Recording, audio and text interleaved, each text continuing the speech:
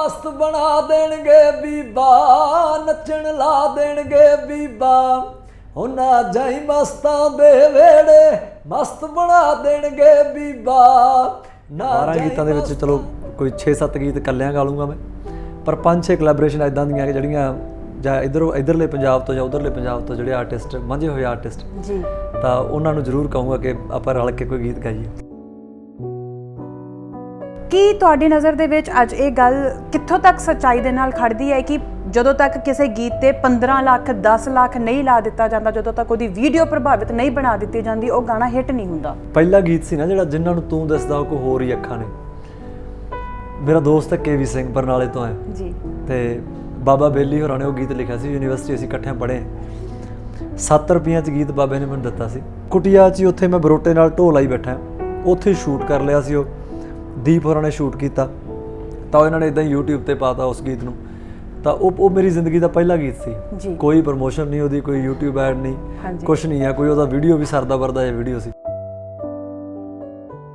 ਮੈਨੂੰ ਲੱਗਦਾ ਕਿ ਲਫ਼ਜ਼ਾਂ ਦਾ, ਤੁਹਾਡੀ ਗਾਇਕੀ ਦਾ, ਤੁਹਾਡੇ ਔਰੇ ਦਾ ਤੇ ਤੁਹਾਡੀ ਨੀਅਤ ਦਾ, ਮੇਰੇ ਖਿਆਲ 'ਚ ਸਾਰੀਆਂ ਚੀਜ਼ਾਂ ਕੋਲੈਬੋਰੇਟ ਕਰਦੀਆਂ, ਉਹ ਇੱਕ ਅਸਰ ਬਣਦਾ ਹੈ।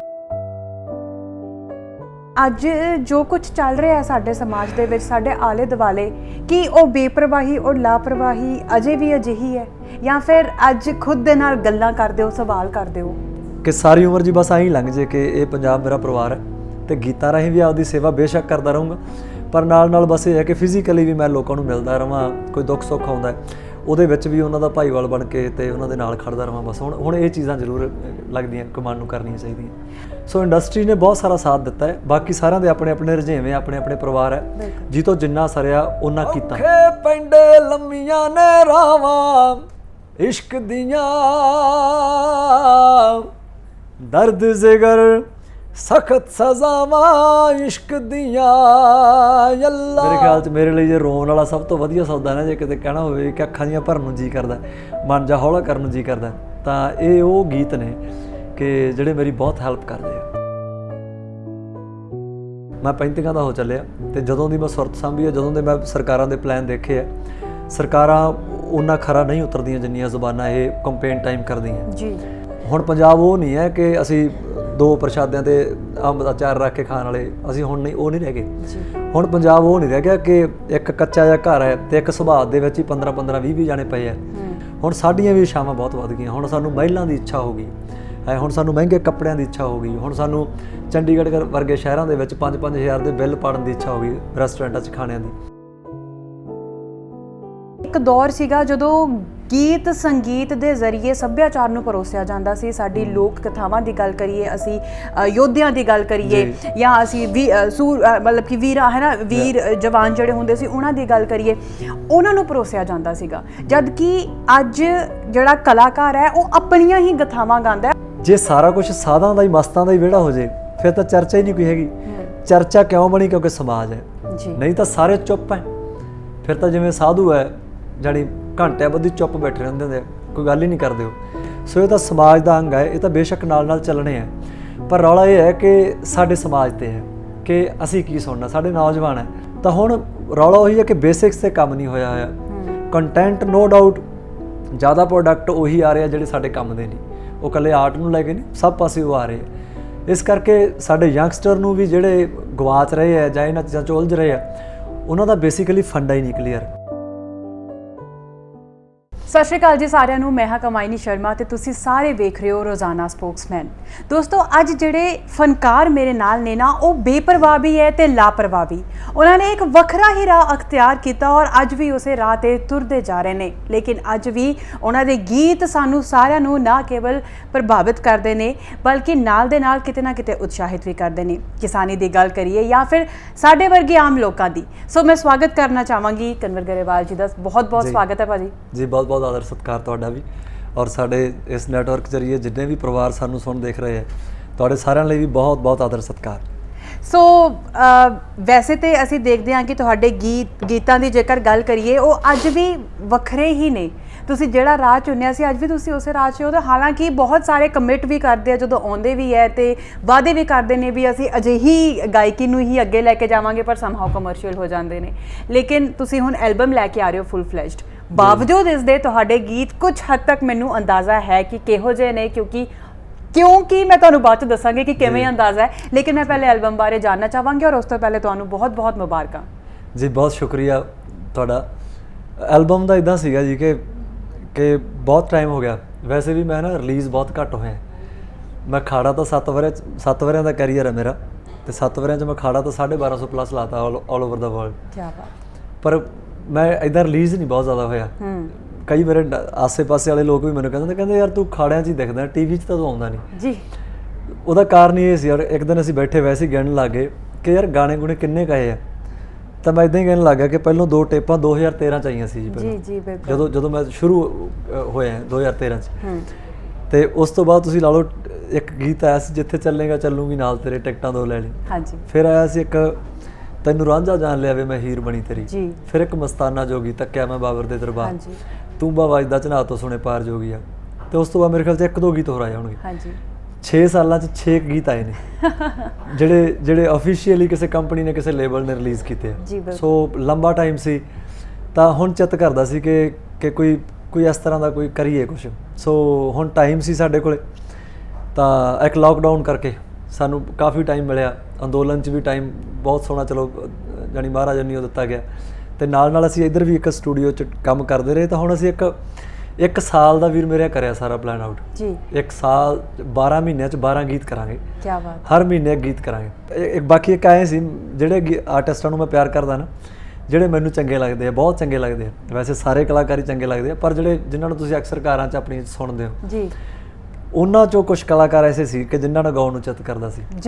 ਜਿਵੇਂ ਕਿ ਹੁਣ ਪਹਿਲਾ ਗੀਤ ਅੱਜ ਹੀ ਹੈ, ਜੋਤੀ ਨੂਰਾ ਹੋਣੀ। ਮੈਂ ਉਹਨਾਂ ਦਾ ਆਸ਼ਕ ਹੈ।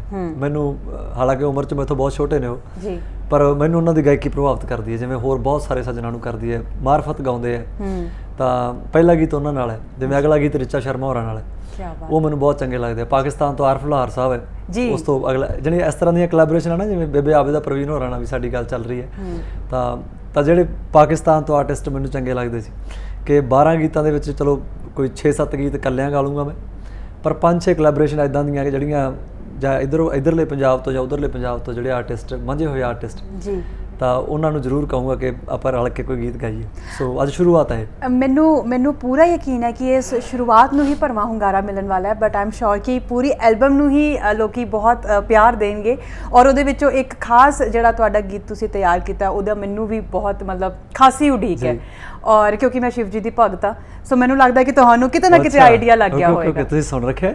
ਮੈਂ ਜੀ ਬਿਲਕੁਲ ਸੁਣਿਆ ਸੀ, ਕਿਉਂਕਿ ਜਿੱਦਾਂ ਕਿ ਪਹਿਲੇ ਵੀ ਜ਼ਿਕਰ ਹੋਇਆ ਸੀਗਾ ਬਾਈ ਮੰਨਾ ਜੀ ਦਾ। ਸੋ ਆਪਾਂ ਉਹਨਾਂ ਦੀ ਇੰਟਰਵਿਊ ਕਰਨ ਗਏ ਸੀ, ਔਰ ਮੈਂ ਤੁਹਾਡੀ ਗਾਇਕੀ ਦੀ ਬਹੁਤ ਜ਼ਿਆਦਾ ਮਤਲਬ ਮੈਨੂੰ ਇਨਫਲੂਐਂਸ ਕਰਦੀ ਹੈ। ਬਹੁਤ ਸ਼ੁਕਰੀਆ ਵੀਰ। ਸੋ ਉਹ ਕੰਮ ਕਰ ਰਹੇ ਸੀ ਔਰ ਮੈਂ ਉਹਨਾਂ ਨੂੰ ਪੁੱਛਿਆ, ਮੈਂ ਕਿਹਾ ਇਹ ਸ਼ਿਵ ਸਤੋਤਰ ਟਾਈਪ ਹੈ? ਮੈਨੂੰ ਕਹਿੰਦੇ ਹਾਂਜੀ। ਮੈਂ ਕਿਹਾ ਇਹ ਤੁਸੀਂ ਕੀਤਾ? ਕਹਿੰਦੇ ਇਹ ਵੀਰੇ ਦਾ ਹੈ। ਸੋ ਮੈਨੂੰ ਬਹੁਤ ਵਧੀਆ ਲੱਗਿਆ, ਔਰ ਉਦੋਂ ਦੀ ਉਹਦੀ ਜੋ ਧੁਨ ਹੈ ਉਹ ਮੇਰੇ ਦਿਮਾਗ 'ਚ ਵਸੀ ਹੋਈ ਹੈ, ਔਰ ਮੈਨੂੰ ਖਾਸਾ ਇੰਤਜ਼ਾਰ ਹੈ ਕਿ ਉਹ ਜਲਦੀ ਆਏਗਾ। ਉਹ ਵੀਰ ਮੇਰੇ ਖਿਆਲ 'ਚ ਇਸ ਐਲਬਮ ਦਾ 4ਥਾ ਜਾਂ 5ਵਾਂ ਗੀਤ ਹੋਊਗਾ, ਕਿਉਂਕਿ ਉਹ ਨਾ ਕਨਸੈਪਟ ਬਹੁਤ ਵੱਡਾ ਹੈ। ਹਾਂਜੀ। ਉਹਨੂੰ ਮਿਊਜ਼ੀਕਲੀ ਉਸ ਤਰ੍ਹਾਂ ਡਿਜ਼ਾਈਨ ਕਰਨਾ, ਫਿਰ ਉਹਨੂੰ ਉਹਦਾ ਗਾਉਣਾ, ਤੇ ਉਸ ਤੋਂ ਵੱਡਾ ਚੈਲੰਜ ਹੈ ਉਹਦਾ ਵੀਡੀਓ ਕਰਨਾ। ਮੇਰੇ ਖਿਆਲ 'ਚ ਉਹਨੂੰ ਪੈਨ ਇੰਡੀਆ ਸ਼ੂਟ ਕਰਾਂਗੇ ਅਸੀਂ। ਅੱਛਾ। ਜਾਣੀ ਜਿਵੇਂ ਹੁੰਦਾ ਨਾ ਇੱਕ ਵੈਨ 'ਚ ਬੈਠ ਕੇ ਲੰਘੇ ਤੇ 15-20 ਦਿਨ ਤੁਸੀਂ ਸ਼ੂਟ ਕਰਦੇ ਹੋ ਜੀ, ਤੇ ਉਹ ਉਸ ਤਰ੍ਹਾਂ ਦਾ ਕਨਸੈਪਟ ਹੋਊਗਾ। ਉਹਦੇ ਲਈ ਕਾਫੀ ਮਿਹਨਤ ਕਰਨੀ ਪੈਣੀ ਹੈ। ਮੈਨੂੰ ਲੱਗਦਾ ਹੈ ਮਤਲਬ ਸ਼ਾਇਦ ਹੀ ਕਦੀ ਤੁਹਾਨੂੰ ਦੇਖਿਆ ਹੋਇਆ ਕਿ ਤੁਸੀਂ ਕਮਰਸ਼ੀਅਲੀ ਵੀ ਗੀਤਾਂ ਦੇ ਨਾਲ ਹੈ ਨਾ ਕੁਝ ਪਲੈਨਿੰਗ ਕੀਤੀਆਂ ਹੋਣ ਜਾਂ ਕੁਝ ਅਜਿਹਾ ਗੀਤਾਂ ਨੂੰ ਲੈ ਕੇ ਤੁਰੇ ਹੋ, ਬਸ ਤੁਸੀਂ ਗਾਉਂਦੇ ਹੋ ਔਰ ਉਹ ਤੁਹਾਡੇ ਗਾਣੇ ਜਿਹੜੇ ਨੇ ਉਹ ਮਕਬੂਲ ਹੋ ਜਾਂਦੇ ਨੇ। ਪਰ ਮੈਂ ਜ਼ਰੂਰ ਗੱਲ ਕਰਨਾ ਚਾਹਾਂਗੀ, ਕਿਉਂਕਿ ਗਾਇਕੀ ਜਿੱਦਾਂ ਤੁਹਾਡੇ ਲਈ ਗਾਇਕੀ ਕੁਝ ਵੱਖਰੀ ਹੈ, ਹਰ ਇੱਕ ਕਲਾਕਾਰ ਦੇ ਲਈ ਗਾਇਕੀ ਦੀ ਡੈਫੀਨੇਸ਼ਨ ਕਿਤੇ ਨਾ ਕਿਤੇ ਵੱਖ ਹੋ ਚੁੱਕੀ ਹੈ, ਜੋ ਸਾਨੂੰ ਉਹਨਾਂ ਦੀ ਹੀ ਗਾਇਕੀ ਦੇ ਵਿੱਚ ਨਜ਼ਰ ਆਉਂਦੀ ਹੈ ਭਾਜੀ। ਸੋ ਕੀ ਤੁਹਾਡੀ ਨਜ਼ਰ ਦੇ ਵਿੱਚ ਅੱਜ ਇਹ ਗੱਲ ਕਿੱਥੋਂ ਤੱਕ ਸੱਚਾਈ ਦੇ ਨਾਲ ਖੜਦੀ ਹੈ ਕਿ ਜਦੋਂ ਤੱਕ ਕਿਸੇ ਗੀਤ ਤੇ 15 ਲੱਖ 10 ਲੱਖ ਨਹੀਂ ਲਾ ਦਿੱਤਾ ਜਾਂਦਾ, ਜਦੋਂ ਤੱਕ ਉਹਦੀ ਵੀਡੀਓ ਪ੍ਰਭਾਵਿਤ ਨਹੀਂ ਬਣਾ ਦਿੱਤੀ ਜਾਂਦੀ, ਉਹ ਗਾਣਾ ਹਿੱਟ ਨਹੀਂ ਹੁੰਦਾ? ਦੇਖ ਵੀਰ ਮੇਰੇ ਨਾਲ ਤਾਂ ਨਹੀਂ ਇੱਦਾਂ ਵਾਪਰਿਆ। ਮੈਂ ਤਾਂ ਜਿਉਂਦੀ ਜਾਗਦੀ ਐਗਜ਼ਾਮਪਲ ਤੇਰੇ ਸਾਹਮਣੇ ਕਿ ਪਹਿਲਾ ਗੀਤ ਸੀ ਨਾ ਜਿਹੜਾ ਜਿਨ੍ਹਾਂ ਨੂੰ ਤੂੰ ਦੱਸਦਾ ਕੋਈ ਹੋਰ ਹੀ ਅੱਖਾਂ ਨੇ। ਮੇਰਾ ਦੋਸਤ ਹੈ KV ਸਿੰਘ, ਬਰਨਾਲੇ ਤੋਂ ਹੈ ਜੀ, ਤੇ ਬਾਬਾ ਬੇਲੀ ਹੋਰਾਂ ਨੇ ਉਹ ਗੀਤ ਲਿਖਿਆ ਸੀ, ਯੂਨੀਵਰਸਿਟੀ ਅਸੀਂ ਇਕੱਠਿਆਂ ਪੜ੍ਹੇ, 7 ਰੁਪਈਆਂ 'ਚ ਗੀਤ ਬਾਬੇ ਨੇ ਮੈਨੂੰ ਦਿੱਤਾ ਸੀ। ਅੱਛਾ। ਹਾਂ, ਜਿਸ ਦਿਨ ਉਹ ਗੀਤ ਪਹਿਲੇ ਦਿਨ ਮੈਂ ਲੈਣ ਗਿਆ ਉਸ ਤੋਂ ਮੈਨੂੰ ਕਹਿੰਦਾ, ਮੇਰੇ ਯਾਦ ਹੈ ਯੂਨੀਵਰਸਿਟੀ ਦੇ ਪਿੱਛੇ ਇੱਕ ਸ਼ੇਖੂਪੁਰਾ ਪਿੰਡ ਹੈ, ਤਾਂ ਉੱਥੇ ਰਹਿੰਦਾ ਹੁੰਦਾ ਸੀ ਬਾਬਾ ਬੇਲੀ, ਭਰਾ ਮੇਰਾ ਉਹ। ਤਾਂ ਮੈਨੂੰ ਕਹਿੰਦਾ ਵੀ 7 ਰੁਪਏ ਲਵਾਂਗਾ ਅਤੇ ਇੱਕ ਐਸੀ ਚੀਜ਼ ਸੁਣਾ ਕੇ ਜਾ ਜਿਹਦੇ ਨਾਲ ਮੈਂ ਰੋਵਾਂ। ਮੈਂ ਕਿਹਾ ਯਾਰ ਹੁਣ 7 ਵਾਲਾ ਸੌਦਾ ਤਾਂ ਠੀਕ ਹੈ, ਪਰ ਹੁਣ ਰਵਾਉਣ ਵਾਲਾ ਕੰਮ ਤਾਂ ਮੈਂ ਕਿਹਾ ਬੈਰਾਗ, ਹੁਣ ਮੈਂ ਕਿਹਾ ਮੈਂ ਐਡੀ ਕੀ ਮੇਰੀ ਹਸਤੀ ਕਿ ਮੈਂ ਤੈਨੂੰ ਰਵਾ ਹੀ ਦੇਵਾਂ। ਉਹਨਾਂ ਦਿਨਾਂ 'ਚ ਮੈਂ ਗੀਤ ਗਾਉਂਦਾ ਸੀ, ਮੈਂ ਲਜਪਾਲਾਂ ਦੇ ਲੜ ਲੱਗੀ ਆ, ਮੇਰੇ ਤੋਂ ਗਮ ਭਰੇ ਰਹਿੰਦੇ, ਹੈ ਨਾ। ਉਹ ਗੀਤ ਸੁਣਾਇਆ, ਚਲੋ ਖੈਰ ਅਸਰ ਆਇਆ ਗੀਤ ਦਾ, ਤਾਂ ਬਾਬਾ ਬੇਲੀ ਰੋਇਆ ਵੀ। ਉਹ ਗੀਤ ਦਿੱਤਾ ਤਾਂ ਉਹਨੂੰ ਕੁਟੀਆ 'ਚ ਹੀ, ਉੱਥੇ ਮੈਂ ਬਰੋਟੇ ਨਾਲ ਢੋਲ ਲਾਈ ਬੈਠਾ, ਉੱਥੇ ਸ਼ੂਟ ਕਰ ਲਿਆ ਸੀ। ਉਹ ਦੀਪ ਹੋਰਾਂ ਨੇ ਸ਼ੂਟ ਕੀਤਾ, ਤਾਂ ਇਹਨਾਂ ਨੇ ਇੱਦਾਂ ਹੀ YouTube 'ਤੇ ਪਾਤਾ ਉਸ ਗੀਤ ਨੂੰ। ਤਾਂ ਉਹ ਮੇਰੀ ਜ਼ਿੰਦਗੀ ਦਾ ਪਹਿਲਾ ਗੀਤ ਸੀ, ਕੋਈ ਪ੍ਰਮੋਸ਼ਨ ਨਹੀਂ ਉਹਦੀ, ਕੋਈ YouTube ਐਡ ਨਹੀਂ, ਕੁਛ ਨਹੀਂ ਹੈ, ਕੋਈ ਉਹਦਾ ਵੀਡੀਓ ਵੀ ਸਰਦਾ ਵਰਦਾ ਜਿਹਾ ਵੀਡੀਓ ਸੀ। ਉਸ ਤੋਂ ਬਾਅਦ ਅਗਲੀ ਟੇਪ ਸੀ ਜਿਹੜੀ ਜਿਹਦੇ 'ਚ ਨਾ ਜਾਈ ਮਸਤਾਂ ਦੇ ਵਿਹੜੇ ਮਸਤ ਬਣਾ ਦੇਣਗੇ, ਇਸ਼ਕ ਬੁੱਲੇ ਨੂੰ, ਜਾਂ ਨਾ ਕੋਈ ਤੈਥੋਂ ਪਹਿਲਾਂ ਸੀ ਵੇ ਨਾ ਤੈਥੋਂ ਬਾਅਦ, ਜਾਂ ਰਮਜ਼ਾਂ ਯਾਰ ਦੀਆਂ, ਇਹ ਸਾਰੇ ਗੀਤ ਪਹਿਲੀ ਟੇਪ ਸੀ। ਤਾਂ ਉਹ ਟੇਪ ਸਾਰੀ, ਤੁਸੀਂ ਯਕੀਨ ਕਰਿਓ, ਅਸੀਂ ਇੰਦਰਲੋਕ ਸਟੂਡੀਓ ਲੁਧਿਆਣੇ, ਸਾਰੀ ਟੇਪ ਮੈਂ ਘੰਟੇ 'ਚ ਗਾਤੀ ਸੀ। ਮੇਰੇ ਨਾਲ ਜਿਹੜੇ ਮਿਊਜ਼ੀਸ਼ੀਅਨ ਸੀ, ਇੰਦਰਲੋਕ ਬਹੁਤ ਵੱਡਾ ਸਟੂਡੀਓ ਸੀ, ਸਾਰਿਆਂ ਦੇ ਮਾਈਕ ਲਾਤੇ ਉੱਥੇ, ਬਾਈ ਜੀ ਹੁਣੀ ਜਿਹੜੇ ਸੀਗੇ ਰਿਕਾਰਡਿਸਟ, ਤਾਂ ਲਾ ਕੇ ਉਹਨਾਂ ਨੇ ਘੰਟੇ 'ਚ ਅਸੀਂ ਟੇਪ ਗਾ ਕੇ ਸਾਰੀ ਆ ਗਏ। ਮਾਈਨਰ ਜੀ ਉਹਦੀ ਕੋਈ ਮਿਕਸਿੰਗ ਮਾਸਟਰਿੰਗ ਹੋਈ ਹੋਊਗੀ, ਅਤੇ ਇੱਦਾਂ ਹੀ ਗੁਰੂ ਨਾਨਕ ਭਵਨ 'ਚ ਲੁਧਿਆਣੇ ਇੱਕੇ ਦਿਨ ਬੈਠ ਕੇ ਉੱਥੇ ਸਰਦਾਰ ਰਜਿੰਦਰ ਸਿੰਘ ਹੋਰਾਂ ਨੇ, ਫਾਈਨ ਟੋਨ ਕੰਪਨੀ ਤੋਂ ਆਈ ਸੀ ਉਹ ਟੇਪ, ਉਹਨਾਂ ਨੇ ਬਿਠਾ ਕੇ ਬਸ, ਅਤੇ ਕੁਛ ਉੱਥੇ ਰਿਸ਼ਤੇਦਾਰ ਸੱਦ ਲਏ, ਦੋਸਤ ਮਿੱਤਰ ਸੱਦ ਲਏ, ਅਤੇ ਅਸੀਂ 2-3 ਘੰਟਿਆਂ 'ਚ ਸਾਰੀ ਉਹ ਬਸ ਉੱਦਾਂ ਹੀ ਹੁੰਦਾ ਨਹੀਂ ਕਿ ਇੱਕ ਫਰੇਮ ਸ਼ੂਟ ਕਰ ਲਿਆ ਬਸ ਸਟੇਜ 'ਤੇ ਬੈਠੇ। ਉਹ ਟੇਪ ਰਿਲੀਜ਼ ਹੋ ਗਈ, ਅਤੇ ਮੈਨੂੰ ਲੱਗਦਾ ਕਿ ਇਸ ਸਦੀ ਦੇ 21 ਵਰ੍ਹੇ ਹੋ ਗਏ, 21 ਵਰ੍ਹਿਆਂ ਦੀ ਮੈਨੂੰ ਲੱਗਦਾ ਸਭ ਤੋਂ ਵੱਧ ਵਿਕਣ ਵਾਲੀ ਟੇਪ ਆ ਉਹ।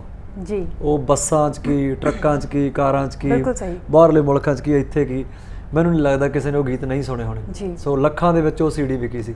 ਸੋ ਇਸ ਕਰਕੇ ਮੈਨੂੰ ਲੱਗਦਾ ਕਿ ਲਫ਼ਜ਼ਾਂ ਦਾ, ਤੁਹਾਡੀ ਗਾਇਕੀ ਦਾ, ਤੁਹਾਡੇ ਔਰੇ ਦਾ, ਅਤੇ ਤੁਹਾਡੀ ਨੀਅਤ ਦਾ, ਮੇਰੇ ਖਿਆਲ 'ਚ ਸਾਰੀਆਂ ਚੀਜ਼ਾਂ ਕੋਲੈਬੋਰੇਟ ਕਰਦੀਆਂ, ਉਹ ਇੱਕ ਅਸਰ ਬਣਦਾ ਹੈ।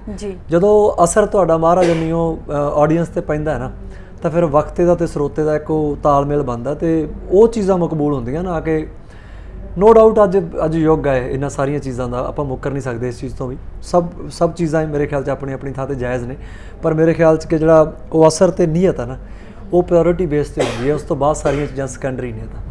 ਤਾਂ ਬਹੁਤ ਵਧੀਆ ਤੁਸੀਂ ਗੱਲ ਕੀਤੀ ਹੈ, ਪਰ ਖੈਰ ਉਹੀ ਗੱਲ ਆ ਜਾਂਦੀ ਹੈ ਕਿ ਸੋਚ ਹੈ ਆਪਣੀ ਆਪਣੀ। ਕਈਆਂ ਨੂੰ ਇਹ ਲੱਗਦਾ ਹੈ ਕਿ ਲੋਕੀ ਸੁਣਦੇ ਨਹੀਂ ਹੈ, ਜੇ ਅਸੀਂ ਵਧੀਆ ਗਾਇਕੀ ਵੀ ਲੈ ਕੇ ਆਈਏ ਸਾਡੇ ਵਿਊਜ਼ ਨਹੀਂ ਆਉਂਦੇ, ਲੋਕਾਂ ਨੂੰ ਪਸੰਦ ਨਹੀਂ ਹੈ, ਸੋ ਡਿਮਾਂਡ ਤੌਰ 'ਤੇ ਅਸੀਂ ਲੋਕਾਂ ਦੇ ਲਈ ਅਜਿਹੀ ਗਾਇਕੀ। ਤੁਹਾਡੀ ਗੱਲ ਵਿੱਚੋਂ ਕੱਢਦਾ, ਮੈਂ ਪਰਸੋਂ ਉੱਥੇ ਨਾ ਬੈਠਾ, ਸਰਤਾਜ ਸਾਹਿਬ ਦੀ ਇੱਕ ਇੰਟਰਵਿਊ ਕਿਤੇ ਚੱਲਦਿਆਂ ਮੇਰੀ ਅੱਖਾਂ ਸਾਹਮਣੇ ਆ ਗਈ, ਮੈਂ ਬੈਠ ਕੇ ਸੁਣਨ ਲੱਗ ਗਿਆ। ਤਾਂ ਇੱਦਾਂ ਹੀ ਤੁਹਾਡੇ ਵਾਂਗੂ ਨਾ ਸਵਾਲ ਕੀਤਾ ਉਹਨਾਂ ਨੂੰ, ਤਾਂ ਉਹਨਾਂ ਦਾ ਜਵਾਬ ਬੜਾ ਸੋਹਣਾ ਸੀ, ਸੱਚ ਸੀ ਉਹ ਜਵਾਬ। ਉਹ ਕਹਿੰਦੇ ਵੀ ਕਿ ਨਾ ਗਾਉਣ ਵਾਲਾ 2 ਤਰੀਕਿਆਂ ਨਾਲ ਗਾਉਂਦਾ ਹੈ, ਇੱਕ ਤਾਂ ਉੱਦਾਂ ਗਾਉਂਦਾ ਹੈ ਕਿ ਲੋਕ ਸੈਟਿਸਫਾਈ ਕਰਨੇ ਆ ਮੈਂ, ਇੱਕ ਹੁੰਦਾ ਕਿ ਮੈਂ ਆਪ ਸੈਟਿਸਫਾਈ ਹੋਣਾ ਜੀ। ਤਾਂ ਉਹਨਾਂ ਦਾ ਜਵਾਬ ਸੀ ਕਿ ਮੈਂ ਆਪਣੇ ਗੀਤਾਂ ਨੂੰ ਗਾ ਕੇ ਆਪ ਸੈਟਿਸਫਾਈ ਹੁੰਦਾ ਜੀ, ਤਾਂ ਉਸ ਤੋਂ ਬਾਅਦ ਬੇਸ਼ੱਕ ਮੇਰੇ ਸਰੋਤੇ ਵੀ ਸੈਟਿਸਫਾਈ ਹੁੰਦੇ।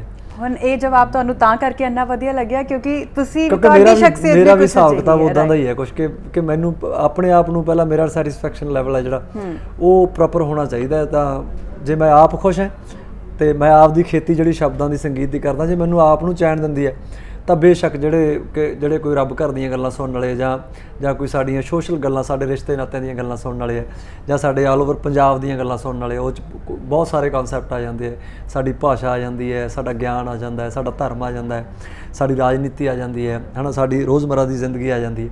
ਸੋ ਇਹਨਾਂ 'ਚੋਂ ਹੀ ਗੀਤ ਨਿਕਲਦੇ ਆ। ਮੈਨੂੰ ਲੱਗਦਾ ਕਿ ਜਦੋਂ ਇੱਦਾਂ ਅਸੀਂ ਗੁੰਦ ਕੇ ਇਹ ਸਾਰੀਆਂ ਚੀਜ਼ਾਂ 'ਚੋਂ, ਫਲਸਫਿਆਂ 'ਚੋਂ ਗੀਤ ਕੱਢ ਕੇ ਗਾਉਣੇ ਆ ਨਾ, ਅਤੇ ਆਪਣੇ ਆਪ ਨੂੰ ਚੈਨ ਮਿਲਦਾ ਕਿ ਇੱਕ ਤਾਂ ਅਸੀਂ ਉਹ ਕੰਮ ਕਰ ਰਹੇ ਹਾਂ ਮਹਾਰਾਜ ਦੀ ਕਿਰਪਾ ਨਾਲ ਜੋ ਸਾਨੂੰ ਕਰਨਾ ਚਾਹੀਦਾ, ਜੋ ਇੱਕ ਗਵਈਏ ਨੂੰ ਕਰਨਾ ਚਾਹੀਦਾ। ਬਿਲਕੁਲ। ਤੁਸੀਂ ਗੱਲ ਕੀਤੀ ਕਿ 21 ਵਰ੍ਹਿਆਂ ਦੇ ਵਿੱਚ ਤੁਹਾਡੀ ਪਹਿਲੀ ਐਲਬਮ ਦੀ CD ਵਿਕਣ ਵਾਲੀ, ਸਭ ਤੋਂ ਜ਼ਿਆਦਾ ਵਿਕਣ ਵਾਲੀ ਤੁਹਾਡੀ ਉਹ ਐਲਬਮ ਸੀ। ਤੁਹਾਡੇ ਚਾਹਣ ਵਾਲਿਆਂ ਨੇ ਤੁਹਾਡੇ ਗੀਤ ਸੁਣ ਕਮਲੇ ਹੋ ਗਏ, ਜਿਨ੍ਹਾਂ ਵਿੱਚੋਂ ਮਸਤ ਬਣਾ ਦੇਣਗੇ ਬੀਬਾ ਮੇਰਾ ਵੀ ਬੜਾ ਮੋਸਟ ਪਰਸਨਲ ਫੇਵਰੇਟ ਗੀਤ ਹੈ। ਉੱਦਾਂ ਹੀ ਇੱਕ ਗੀਤ ਨੂੰ ਸੁਣ ਕੇ ਕਦੀ ਕਮਰ ਵੀ ਬਹੁਤ ਕਮਲੇ ਹੋਏ ਸੀਗੇ, ਜਿਸ ਗੀਤ ਨੂੰ ਉਹਨਾਂ ਨੇ 1000 ਦਫਾ ਸੁਣਿਆ। ਮੈਂ ਉਹ ਗੀਤ ਤੁਹਾਡੇ ਕੋਲੋਂ ਅੱਜ 2 ਲਾਈਨਾਂ ਸੁਣਾਂਗਾ ਜੀ। ਬਿਲਕੁਲ। ਔਖੇ ਪੈਂਡੇ ਲੰਮੀਆਂ ਨੇ ਰਾਵਾਂ ਇਸ਼ਕ ਦੀਆਂ, ਦਰਦ ਜ਼ਿਗਰ ਸਖਤ ਸਜ਼ਾਵਾਂ ਇਸ਼ਕ ਦੀਆਂ, ਅੱਲਾ ਹੂ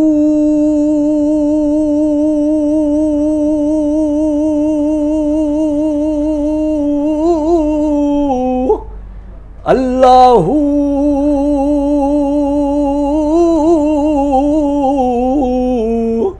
ਅੱਲਾਹੂ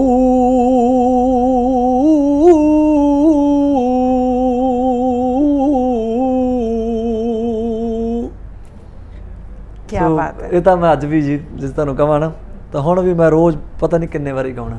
ਇਹ ਤਾਂ ਸਾਈਂ ਸਾਹਿਬ ਨੇ ਜਾਣੀ ਮੇਰੇ ਖਿਆਲ 'ਚ ਮੇਰੇ ਲਈ ਜੇ ਰੋਣ ਵਾਲਾ ਸਭ ਤੋਂ ਵਧੀਆ ਸੌਦਾ ਨਾ ਜੇ ਕਿਤੇ ਕਹਿਣਾ ਹੋਵੇ ਕਿ ਅੱਖਾਂ ਦੀਆਂ ਭਰਨ ਨੂੰ ਜੀ ਕਰਦਾ, ਮਨ ਜਾ ਹੌਲਾ ਕਰਨ ਨੂੰ ਜੀ ਕਰਦਾ, ਤਾਂ ਇਹ ਉਹ ਗੀਤ ਨੇ ਕਿ ਜਿਹੜੇ ਮੇਰੀ ਬਹੁਤ ਹੈਲਪ ਕਰਦੇ ਆ।